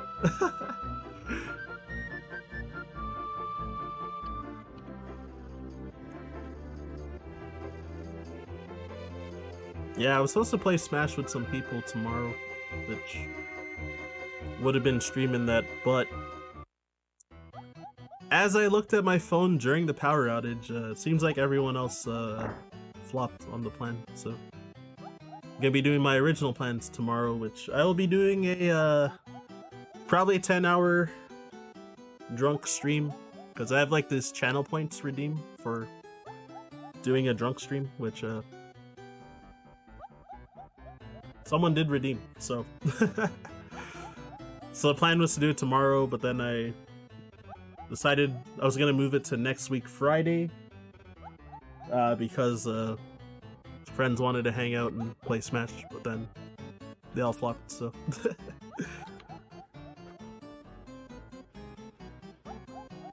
but it is what it is. Anyways, a lot of dialogue yet again, and gonna be doing a mini game with Dodo.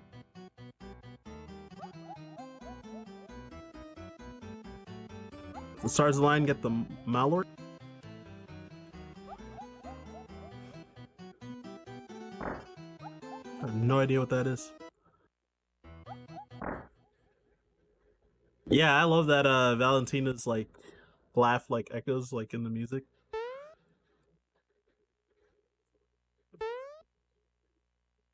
So evil.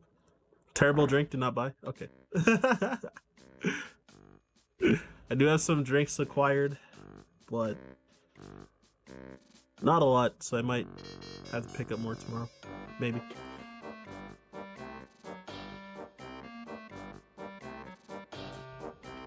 So yeah, this minigame, not much to talk about, just don't get pecked. And also when he's staring right at you, don't jump as well.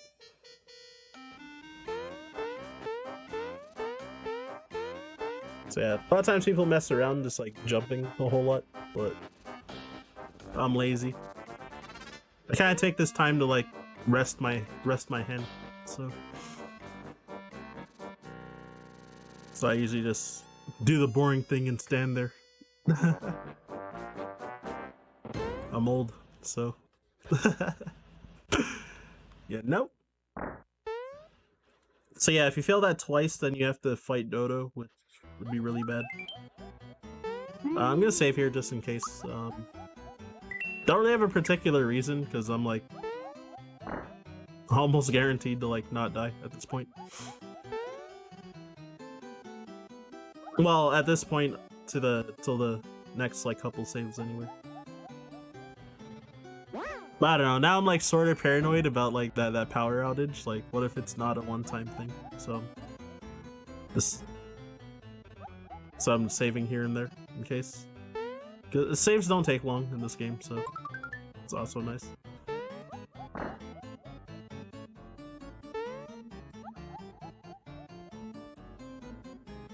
Alright, just for extra safety, I guess, I'm gonna grab this flower jar as well. Which loses like 3 seconds, but... oh, wow, he didn't charge at me. Like, almost always does. But I have to say almost always because that's the first time that that's never not happened. I didn't even know it was possible to not happen. But yeah, at least I got away. So running from battles, the 50-50 chance every time that you use it. So since my party is faster than the enemies, then ideally you hopefully will get away within 3 attempts. Sometimes you don't, but yeah. So yeah, I'm gonna be untimed attacking until this egg breaks. But boost Mario's attack as well. Forkies are enraptured. Yeah, I definitely got that text when I got into that encounter. There's that one Forky wasting extra time. So yeah, Dodo hatches, or, well, Birdo hatches. Or Catherine, the Japanese version. So yeah, again about when you have weapons equipped, you have like damage rolls or like damage ranges. So Mario can hit hard enough for his 3 attacks to do over a total of 777 damage. And if you do, then you kill Birdo with 3 attacks with Mario and not have to do that attack with Geno. But I got 2 kind of low rolls, and then I got like the second highest roll on 1 attack. I got like pretty low rolls for most of the attacks. Whoops, did not mean to talk to that egg. So there's a fan jump. That jump is pretty hard to get over it. I think it's like a 3-pixel window or a 3-frame window when you jump and press forward, something like that. Can you thirdo the birdo? Goodness.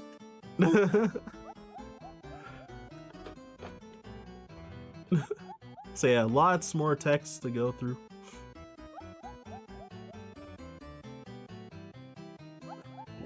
Whoa, excuse me. I don't know where that came from.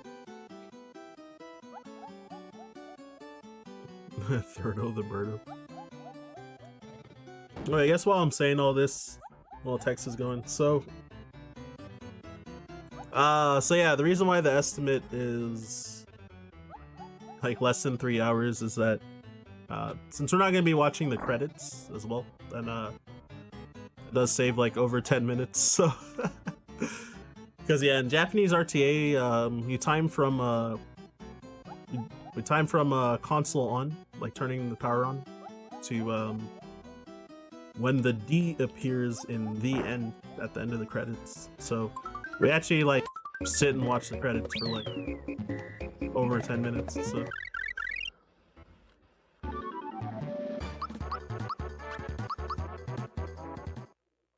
but yeah, usually marathons we usually don't watch the credits unless it's like either ahead of schedule or as a like donation incentive or something.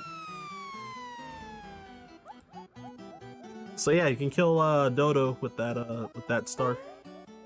The timer gets close to 0 like the moment you enter that room, so it doesn't matter how long you take before getting into that room, like with your star. Then your star gets set to like a time that's close to running out. So you have to kind of like run almost straight at Dodo to get him.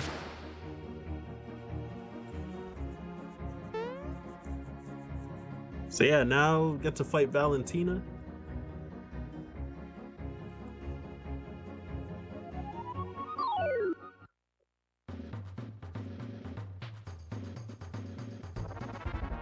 So vain he under here's a bird's nest. Yeah, a bird like big chilling up there. So yeah, I gotta make sure not to lose to Dodo. So I forgot to safety save, but I got firebombs, so should be good. Cause yeah, if you lose to Dodo in this one-on-one, then you game over. So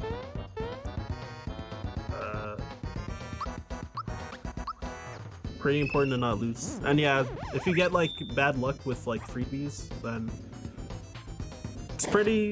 it's not uncommon to like not have a bomb to use for that fight. So you can be like kind of obnoxious blocking Dodo's attacks. So yeah. Say also this fight, so depending if I get like good damage rolls or not, and if Gino even survives, then you can skip one turn. You can skip one of Valentina's turns because she can waste a lot of time casting spells, like when she did Water Blast. But yeah, Mario's hit like pretty low damage rolls, and I half-time Bowser's attack, so I have no chance of skipping per turn. So in that case, then we'll just try to let Bowser and Gino die so that I don't have to defend with them. That's gonna do 0 to Gino. Wait, no, I lied. I forgot he has Amulet, not Safety Ring. Damn, Mario got like a max damage roll this time. The first practice run I did, Mario actually hit like 3 max damage rolls in a row. I was like, wow, I've never seen that in this fight. Like 438 like 3 times. I was like, what?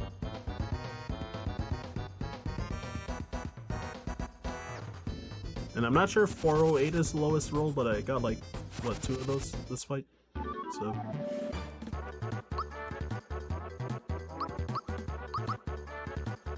her waist is like 3 pixels wide. Yep, she's got slim 36, 324. The measurements. Yeah, because she has some large jiggling things, you know. So yeah, more dialogue to go through, and this cutscene of Mallow finally meeting his parents. So when these Nimbus residents, when they cry, it rains. So chimichangas. It recently had well, it was like 2 smaller chimichangas. That's what it was stated on the menu. But yeah, it's a place in Toronto called Mexico Lindo, which I got on oh, sort of recent. It was like not this past Friday, but the week before. Like, went to hang out with some friends, so I got that before I got there.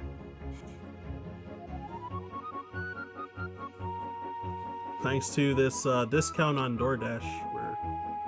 I guess they're trying to get me to use the app, so they had so I have a 50% off on my next 3 orders, so I used 1 so far until May 12th.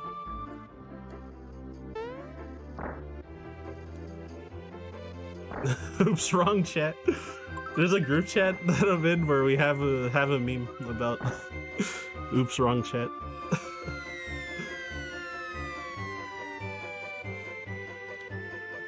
Because sometimes people would do it.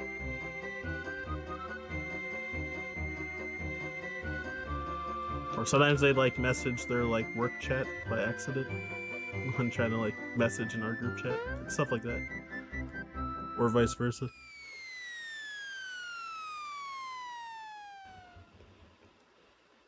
Or they experience other people getting oops, wrong chatted, and then they'd like screenshot it. It's like kind of a meme. So yeah, I'm just gonna grab that flower tab. Not really much reason. I just felt like losing frames. Alright, so another skill swap. So swap Peach and Gino this time so that... Oh! Oh wait, why did I swap their armors back? They had the same armor equipped when I mismenued the first time. It's funny. So yeah, Peach will hit level 14. Yeah, right here. So she learned Geno Blast. So if you ever seen the pink Geno in speedruns, then yeah, because of the skill swap glitch again. And yeah, this skill swap actually gives like a palette change to Peach as well. Or well, character model change. I guess because Peach doesn't have an animation for Geno. For Geno's spells or something. Oh, that is unlucky. Got crowned by these thorny enemies. And the triple failed escape.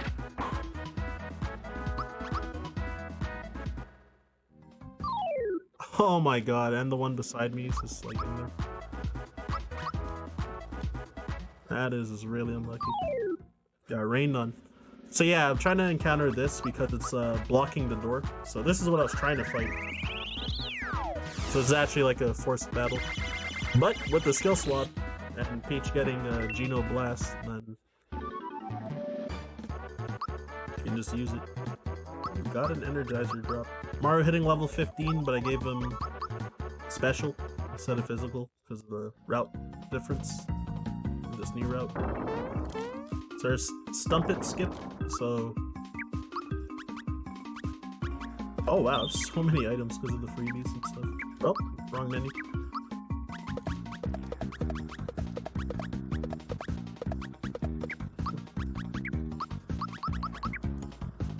Yeah, so Stump It, Skip. So you can jump in like specific spots to avoid that Stump It, which looks unavoidable to encounter. But you can actually get around it. If you get into an encounter with it, you can't run either. So you have to just kill it if you do encounter it. I think it's happened to me like twice in runs ever over like the span of 4 years. So, or nearly 4 years. So I find the trick easy, but also when Pidge was teaching me the run, she said that no one ever skips it on their manages to skip it on their first run. But yeah, I think I failed it on like my 4th run for the first time. So I definitely got it.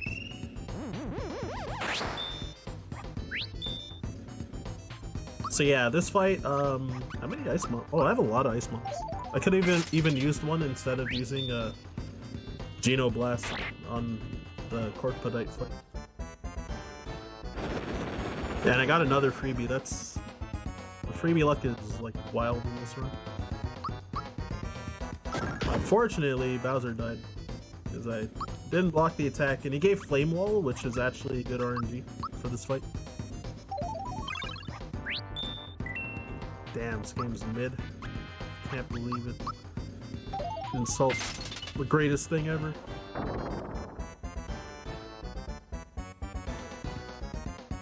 So yeah, I do want Geno and Bowser dead, actually, but yeah, because Bowser died, then I revived him just to use that Ice Bomb, so that would hit 420 damage, because since he has Troopa Pin on, then his magic attack is boosted, so the bombs are boosted.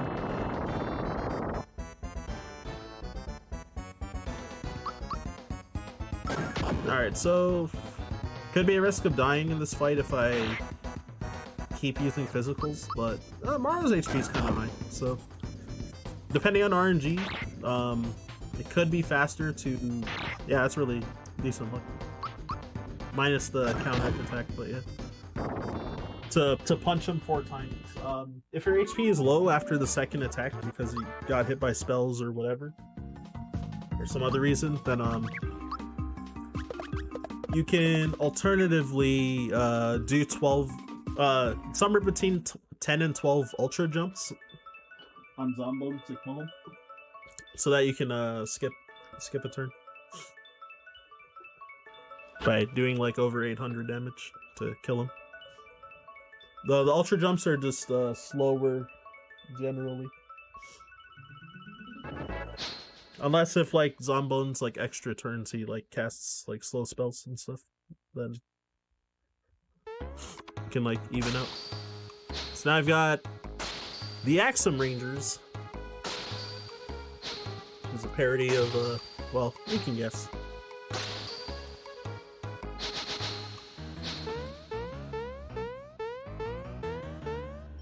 And yeah, I did some menuing before I got here, so gave Bowser the super suit and unequipped his weapon because his unarmed attack animation is faster than using the hurley gloves.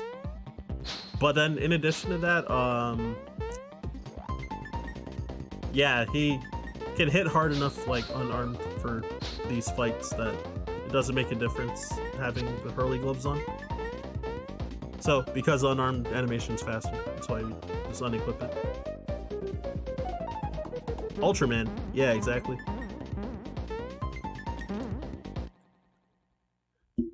Oh, I should probably pull up notes for this, because... Okay, yeah, so I assume that I have, like, the optimal inventory for this. So, the rock candy I'm gonna throw, I'm hoping it'll freebie, which is a 25% chance, which would give the true optimal fight. And would change the fighting route and save a lot of time. But, it's unlikely to happen, but it could. So I'd be going with the fire and ice bomb strat after using the rock candy. Which I don't remember for the notes, so I gotta refer to the notes for it. So rock candy. Oh, I freebie. Alright. Well, lucky me. This run is insane for freebie luck. Geno boost up Mario, throw the rock candy. Once I find it in my inventory. Where is it? What the heck? Oh. Alright, so I kind of wasted time with the menu because I didn't know where the rock candy ended up. The double freebie! Oh my god. Insane. Actually. So Bowser attacks red, and then Geno untimed attacks red. Actually insane, because that also means I didn't need to use the fire and ice bomb, so I have like an extra of those two. And the second rock candy freebie means I have an extra one of that for the late game.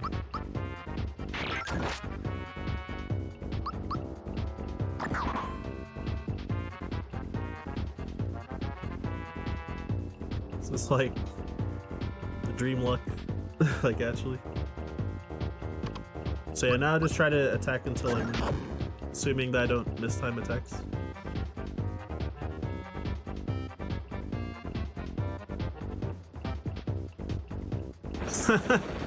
Yeah, I see what you mean, Phil. So unlucky that the breaker beam missed Geno, because I wanted him dead so that I don't have to defend him, because his attacks won't do enough damage to make a difference.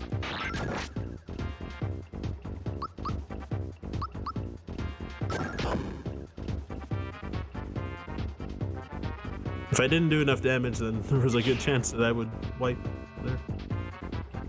Oh wait, actually, since Geno was defending, he would have survived, at least.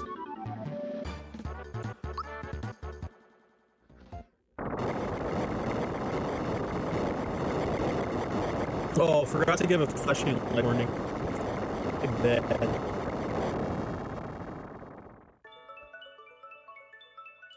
Actually, my mistake.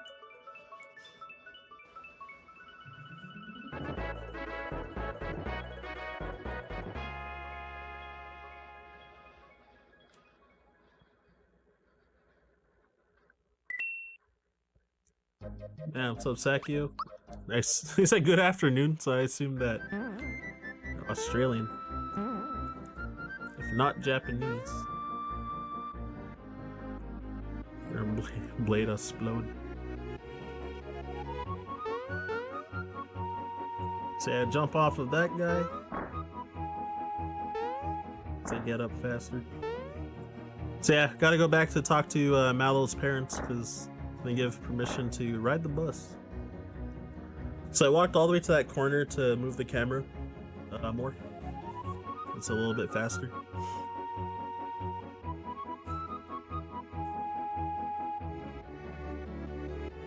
So once this Once this dialogue is done, then I'm gonna go save before I exit the castle to set up another RNG manipulation. So I'm gonna save and then reset. And what it'll do is to manipulate the doors in Bowser's Keep. So inside the keep, I'm gonna have to beat there's gonna be 6 doors, and you have to clear at least 4 of them.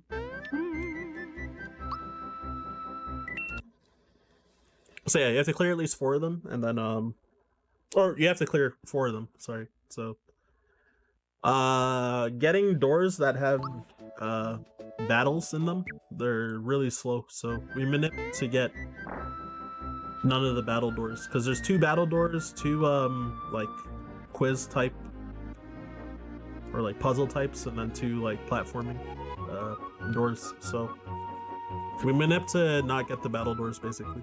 If I fail this manip and do get a battle door, then I'm gonna unequip all of my items and die on purpose, because you don't get a game over when you die in that part, and you just get put in front of the doors again. So if I fail the manip, then I'll die on purpose and then choose a different door, basically. Assuming I failed the manip. So this last text box that I clear, I'm gonna clear at a certain range of frames. With a visual cue. And assuming that I got it correctly, then I need to follow a flow chart, which I have it up on my up on my tab on my computer, so I'm looking at it. So when I reach the doors, then I'm gonna choose door number 2, and then depending on which door I get, then what room I get, then be another set of doors to choose from there. So it's like a small like flow chart of what doors to pick based off of what doors you get. Assuming that the manip was correct, anyway. So, assuming I did it right, then yeah, the RNG should be set at this point, so my movement and stuff in here doesn't really matter anymore.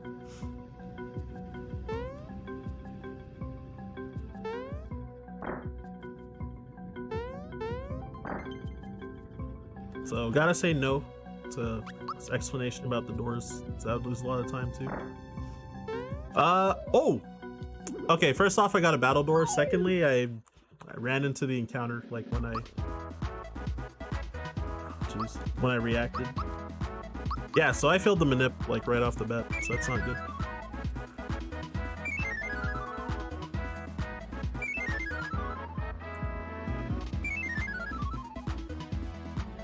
It's funny, usually if I fail the manip, then like the surprise door will be like, the last one I pick will be like a battle door, and I'm like, huh? Or the last door that I go in. And I'm like, huh?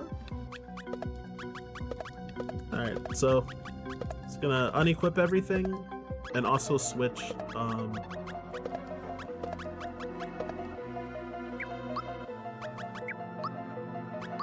I should have switched to Mallow, but whatever, it's fine. Instead of Peach. Because Bowser will scare off the enemies, so Bowser will scare off most of the enemies, so that's why I had to get him out of the party. Like what he did with those other Goombas.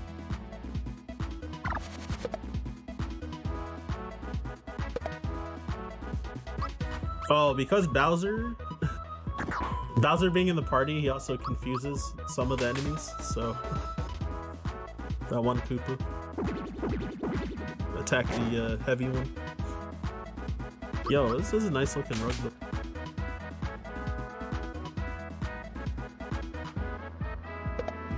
Ah! Come on, just attack. Alright, don't miss. Nice.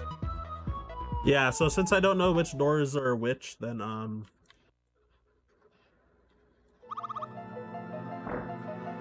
which doors have which, then I'm just gonna pick whatever at this point. Unfortunate, but it is what it is. I am gonna also grab this fireball, which I probably shouldn't.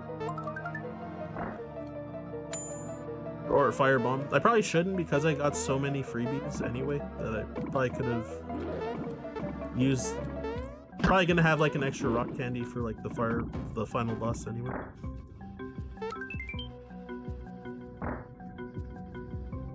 Oh yeah, we also get rock candies from some of these chests and stuff as well. So in rooms that have chests. So yeah, Dr. Topper quiz. Oh geez. Yeah, so I don't read Japanese, so it's kind of like remember the answers. So if I get 2 of them wrong, then I'll fail. If I got like the very first question wrong, then you can afford to get like 3 wrong, but since it wasn't the first that I got wrong. Because you move up one spot when you get a question right, and you move down 2 when you get 1 wrong. So if you get it wrong on the first one, then you don't move down at all. So you have enough room to complete it. There's a total of 12 questions that get asked before you fail. I can't count. That's hilarious. Well, doesn't matter if you fail the quiz if you fail the counting barrels game. That's hilarious. Yeah, I think I was just talking too much and didn't like look at the barrels. I kind of guessed. TBH.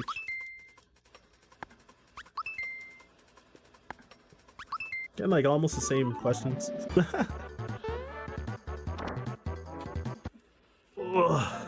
Alright, this time I'll pay attention. So it's 12. So now I know it's 12. But yeah, wasting all that time. Like yet again, I'm trying to go to bed because I've been getting a lot of. Wait, that's not 12. What the heck? It's 14 again. Whoops. But yeah, since I've been getting a lot of late night runs, I'm trying to go to bed. ASAP. Alright, 45 for this one.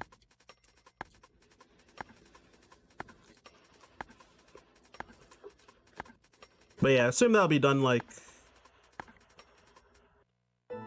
some point after midnight. So maybe get like 6 hours.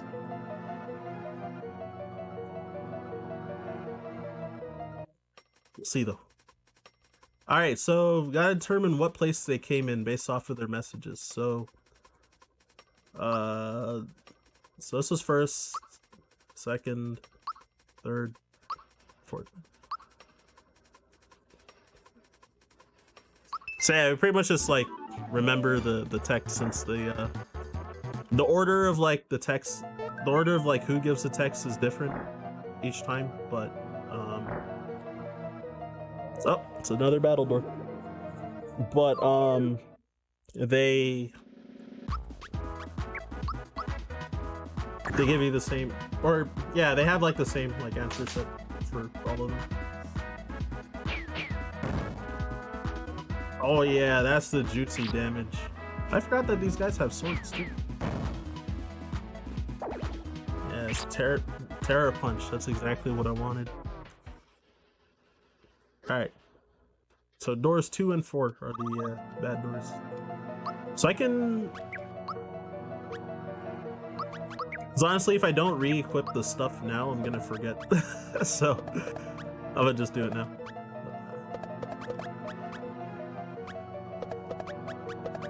Can I even remember what everyone had? Feather. Yeah, Bowser's everything still.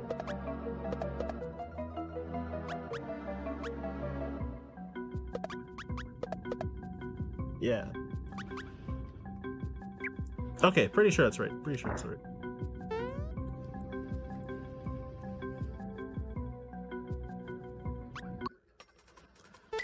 So yeah, this another Dr. Topper game. So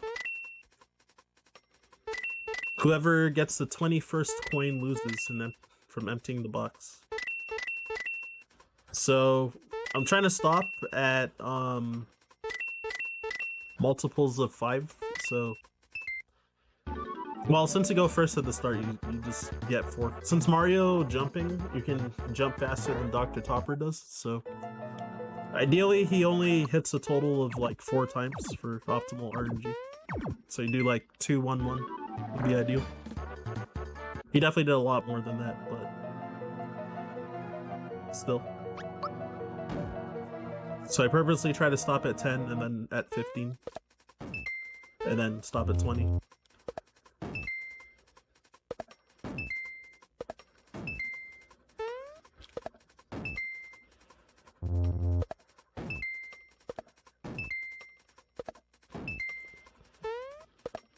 Oh, interesting.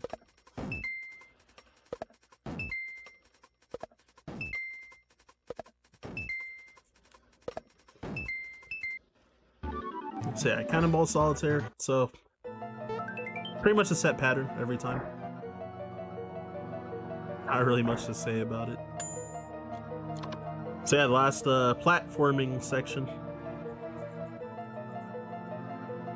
Because yeah, if you go through all those fights in the battle doors, like even though I did see both battle doors, like going through the fight gauntlets in like 3 rooms of battles, like, because I think it's 3 battles per room and you have 3 rooms to go through in addition to that, so it's like a lot of fights, so it's really long to go through the battle doors.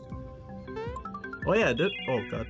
Additionally, I got my Caracara freebied during the Yardovich fight, so I don't even need to grab this Caracara either for the end game.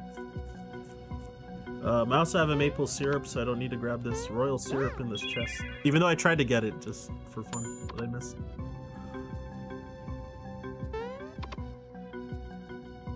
Yo, more raids. Nice.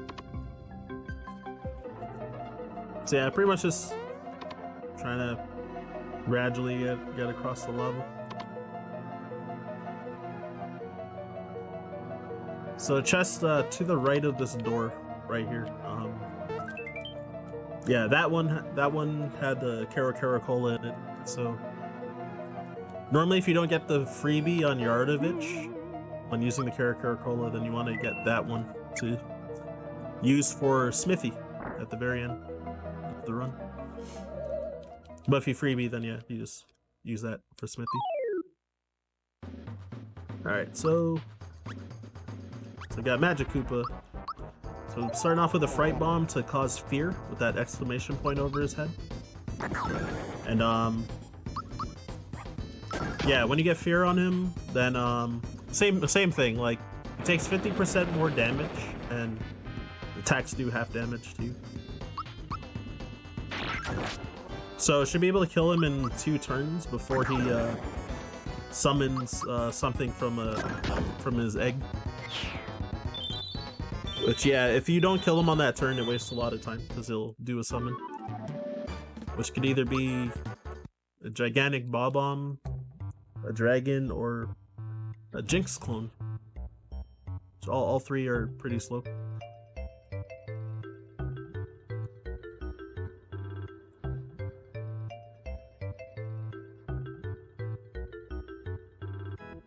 So yeah, now that Magic Koopa's back to normal, I gotta remember to do a menu here as well. So I'm gonna open close this menu to sort my items, and then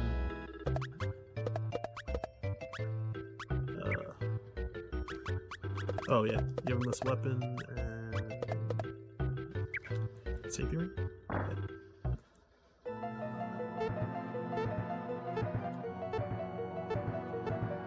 So yeah, these thwomps, you get stunned whenever they hit the ground, so I was jumping rhythmically to avoid that.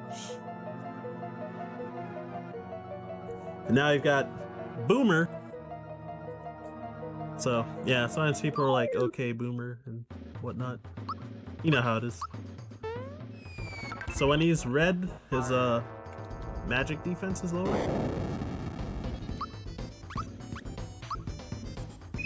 So able to use jump, and then after I boost here, then I'm gonna do 47 super jumps Mario. Super jumping on red enemies though, definitely a billion times harder.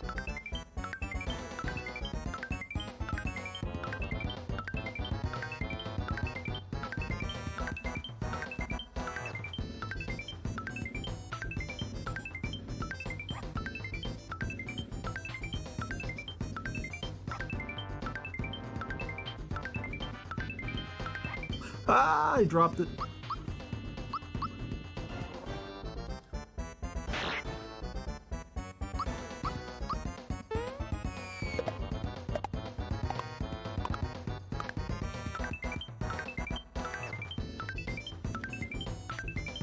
I think that's enough. Yeah. I overkilled him actually, but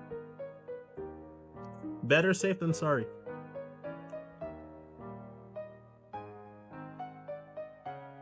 Because I think he has 2,000 health, so...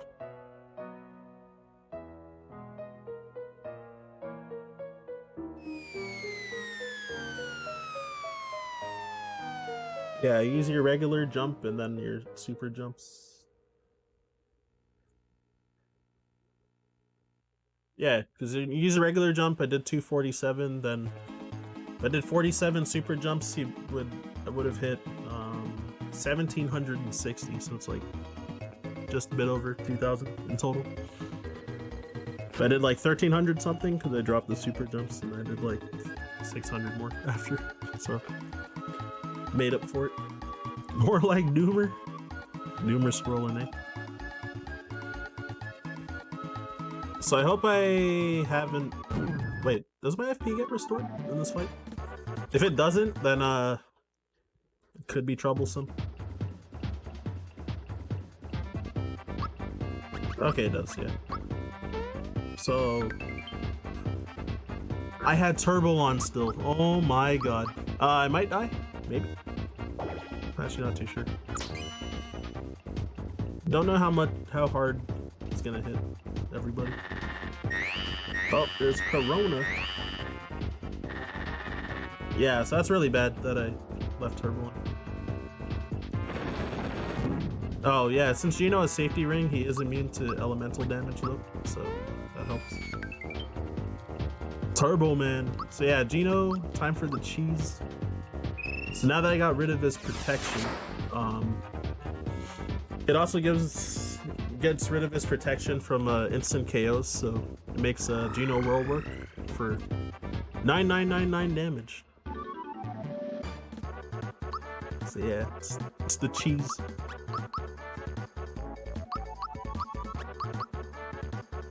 But yeah, since I couldn't do a timed hit with my jump because I had turbo on for mashing through the text, so that made things kind of dangerous. But yeah, good thing he didn't use any like physical attacks or anything, so he did like actually nothing to Mario and Gino.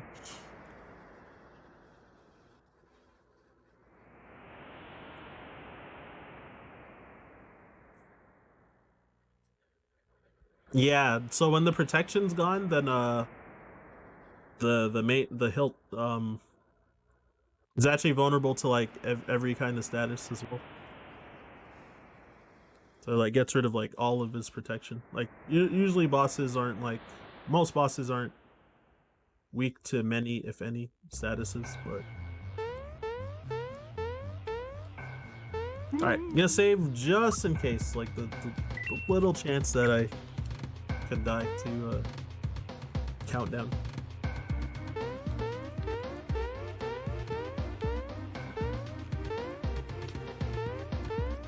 Oh, I caused more lag by going on the bottom. Whoops. But either strat's fine. So yeah, these screw jumps can be annoying because if you fall off, you lose a bit of time, but it doesn't really like hurt you aside from time loss. Alright, so I've got countdown. So you try to hit everything once with ultra jump. Okay, cool. That's good RNG that I hit all of them like right away pretty much. For Marathon safety, I'm gonna boost Mario's defense as well as his attack, because if I get hit by double Dark Star, if Mario got hit by double Dark Star, he would die, and that would like ruin the fight. There's one Dark Star. It's pretty rare that he does it in general, but the double that I just talked about. So I hope it doesn't hit Gino particularly. All right, double on Mario. So the defense boost and the safety.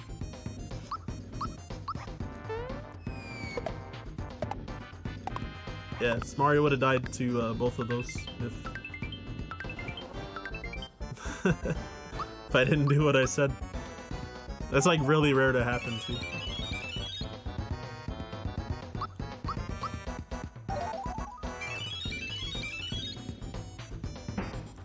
So yeah, with Ultra Jumps I hit everyone once, and then yeah, using a total of 3 rock candies since Gino and Bowser both survived.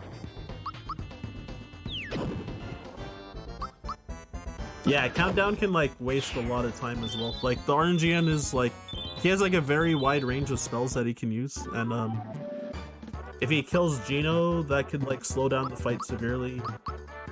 If he kills or cripples Bowser, because Bowser's susceptible to status right now, so Bowser could get status and then not use like rock candies because of that. If both of them get like incapacitated, then like it's like a very massive time loss in that fight. So yeah, Countdown's like a pretty big like run killer for time loss, really, rather than oh, what am I doing? I forgot that oh wow, it worked. I got the wrong word. I never know if I'm gonna get the wrong word because I failed the manip for in Bowser's Keep. But yeah, I basically like skipped that entire room because I guess I had the right RNG set in Bowser's Keep or something.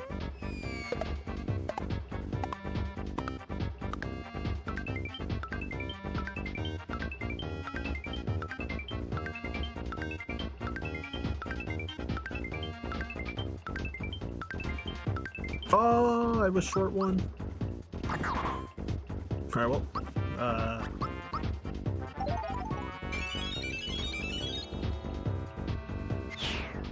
so hoping that we get a rock candy drop from Yardovich. Oh, I got a rock candy drop. Wow. It's also 1 in 4 chance. The item luck's been ridiculous this room. The gray boyers are great for grinding. Didn't know that, actually.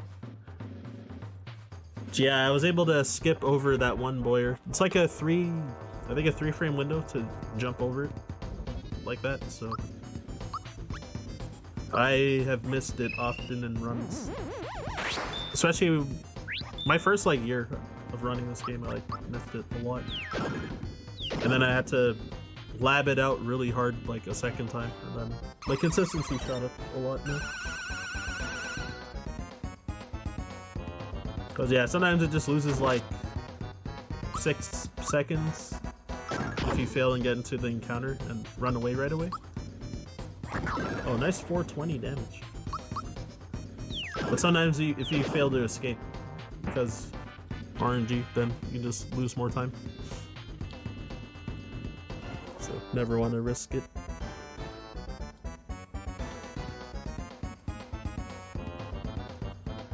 Yeah, so for Earthlink here. Ah, jeez, I didn't realize he was throwing his sword. So yeah, I'm gonna be trying to do 64 super jumps.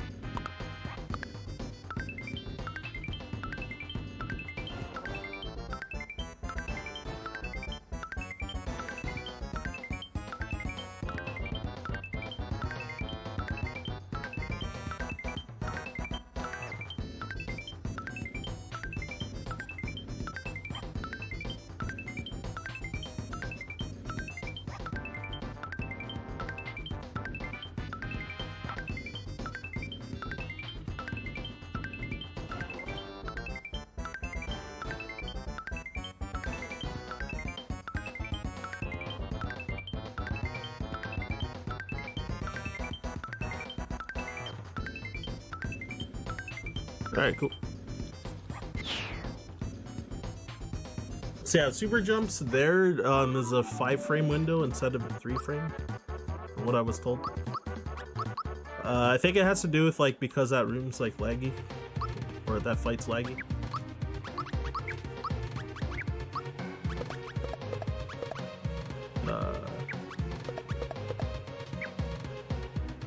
There you go. So yeah, now to bring back Peach, making use of the super suit, and gonna give her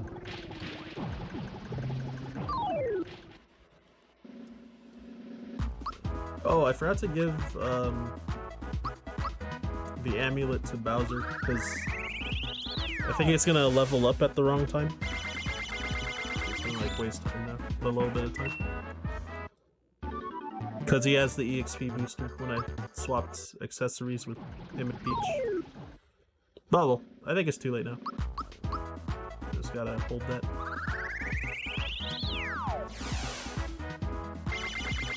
Yeah, stuck in the pirate ship and your copy of the ROM was glitched. Oh no. So yeah, a lot of these fights is gonna be punching things. Well, Geno beaming, Geno blasting, and punching things. Gee, let me see. For science, I need to know.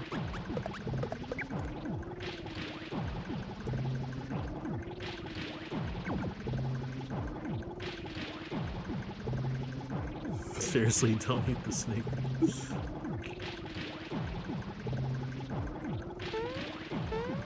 Oh yeah, that fight with the snake, so one of his special attacks is a Carny Kiss, which a lot of other enemies have. And for whatever reason, you can block his Carny Kiss, and you can't block like any other enemies that have Carny Kiss. Which is weird.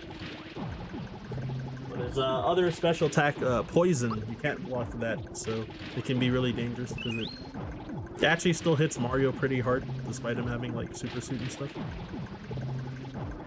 So there's a Toad. Bazooka, finally. Mallow only category.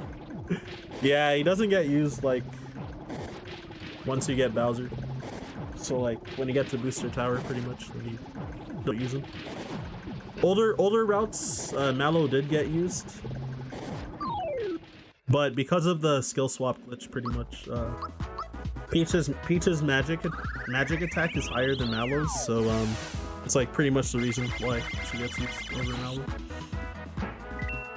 Since we're able to glitch on some offensive spells onto her, so it's huge.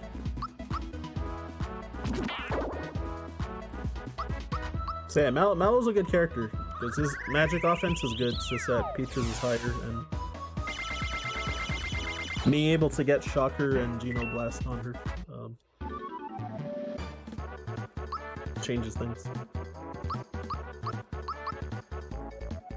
Okay, yeah, Bowser and Mallow are gonna level up at the wrong time. Because both should have leveled up on the next fight, but because I gave Bowser the EXP booster unintentionally, then he leveled up there. And then Mallow's gonna level up on the next fight. Oh, which I gotta change items. So I want to go left here a little for the camera for this fight. Save some frames. And yeah, I'm gonna be super jumping on this guy. And remember, super jumping on red enemies is impossible. I'm trying to do 39.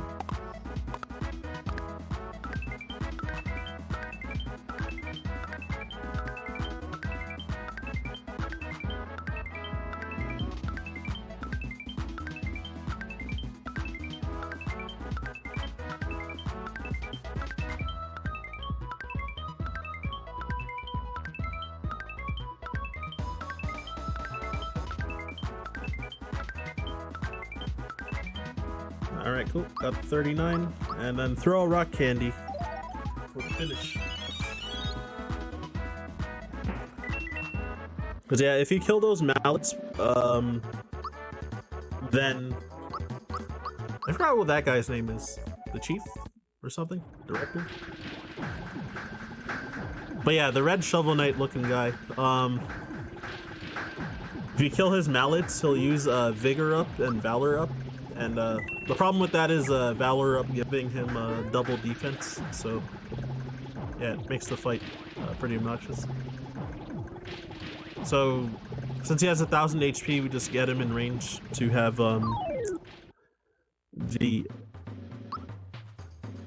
Rock Candy kill him. Holy, I have so many ice bombs.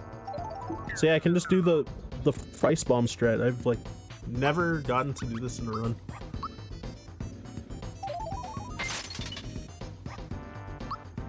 If I didn't like miss menu and stuff, then I would have golded this split just because of like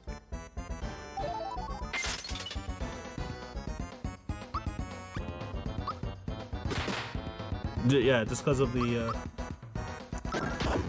having 4 ice bombs or having like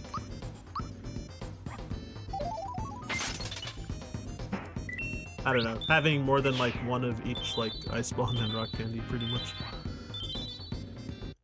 So yeah, I was loaded on items and freebied 1 too. Well, because I took the safety save, then I wouldn't gold, but or probably wouldn't gold. Actually, maybe.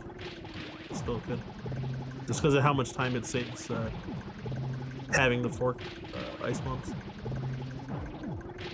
compared to having like 1.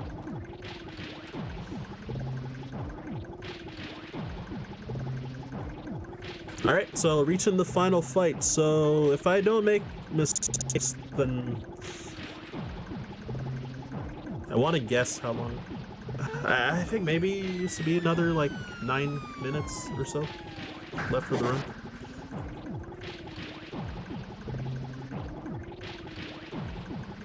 Actually, not 100% sure how long this segment is supposed to be. 7 minutes, 9 minutes, something like that, I think. Somewhere in that range. So yeah, I guess this would be the first time I get to use the 2 rock candy strat as well on Smithy.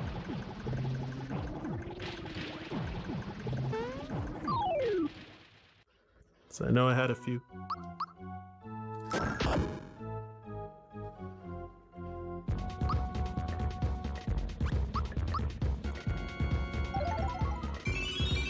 Oh, I blew it. Never mind. I was supposed to boost Mario. I'd like read the notes wrong. Oh my god. This is gonna be scary. Actually. What do I even do as a backup? Oh, good god.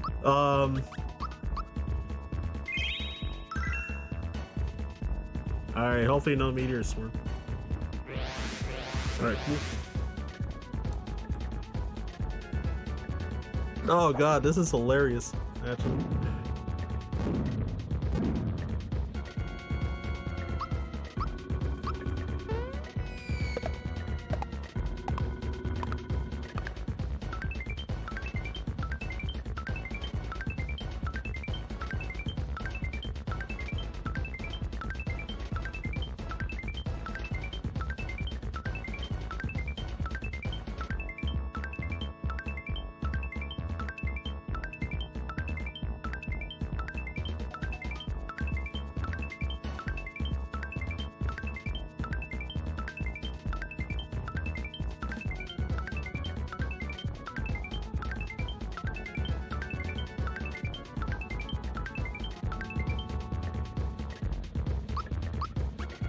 Alright, so I think that I can just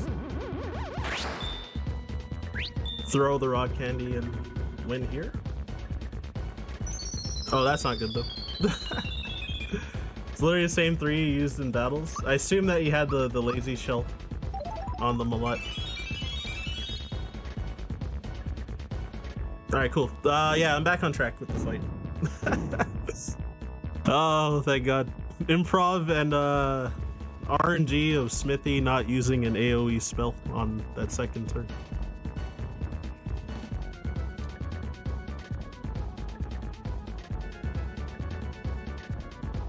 quad-digit damage on that super jump. Yep. Was supposed to do a little more because if I did this properly, got so excited to try the 2 rock candy strat in a run, and I forgot what I was supposed to do, and I read the notes wrong. Holy moly!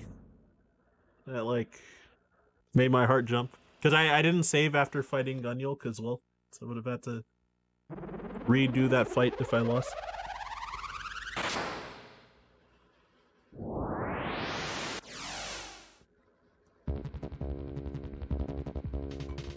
So wait, it's my okay. My FP is good.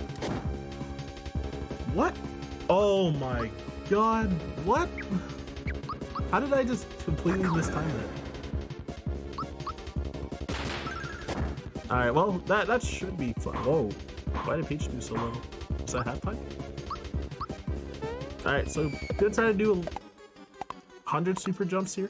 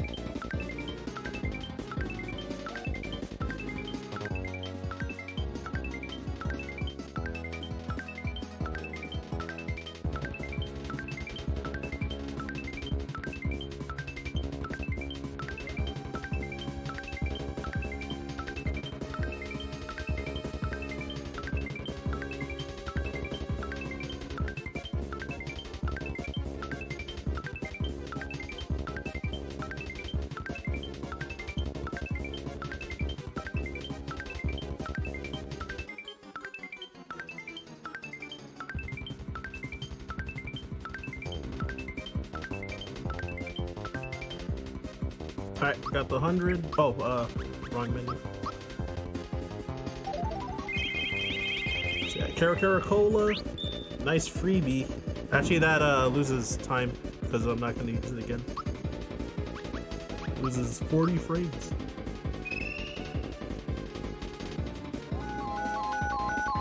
I mismenued. Hey, what is happening to me? I used mute instead of shocker. That's so funny. Wow, this is actually such a thrill. I don't know how many super jumps I'm supposed to do now either.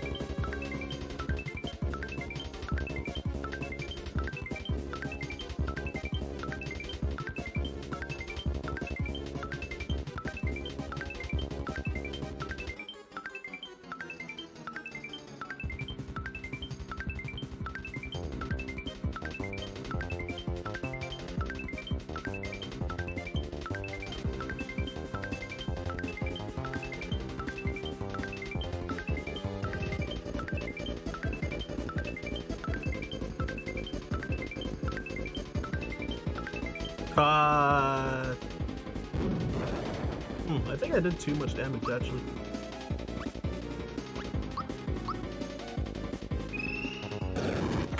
So what I wanted to do was do what's called the gamble.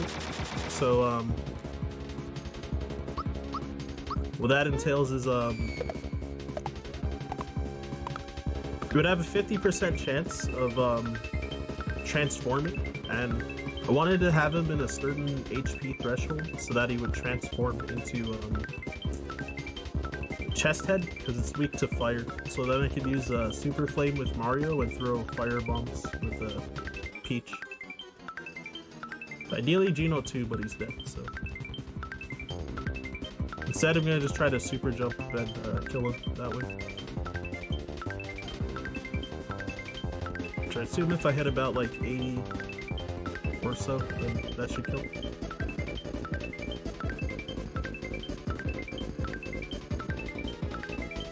Oh, additionally, as a byproduct, when using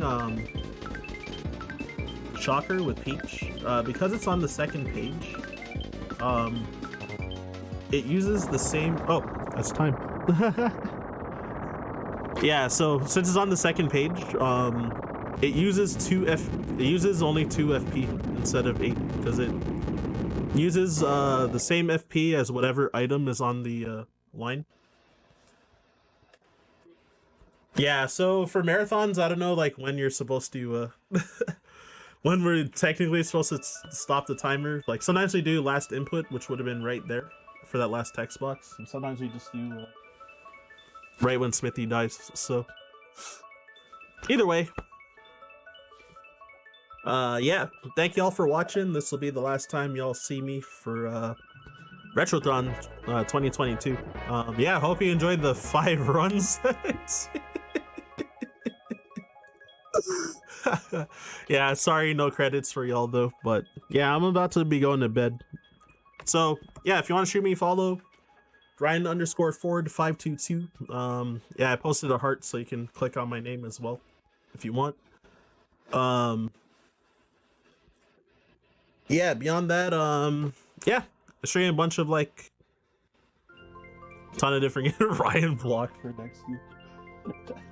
I might be out of retro games to submit. We'll see.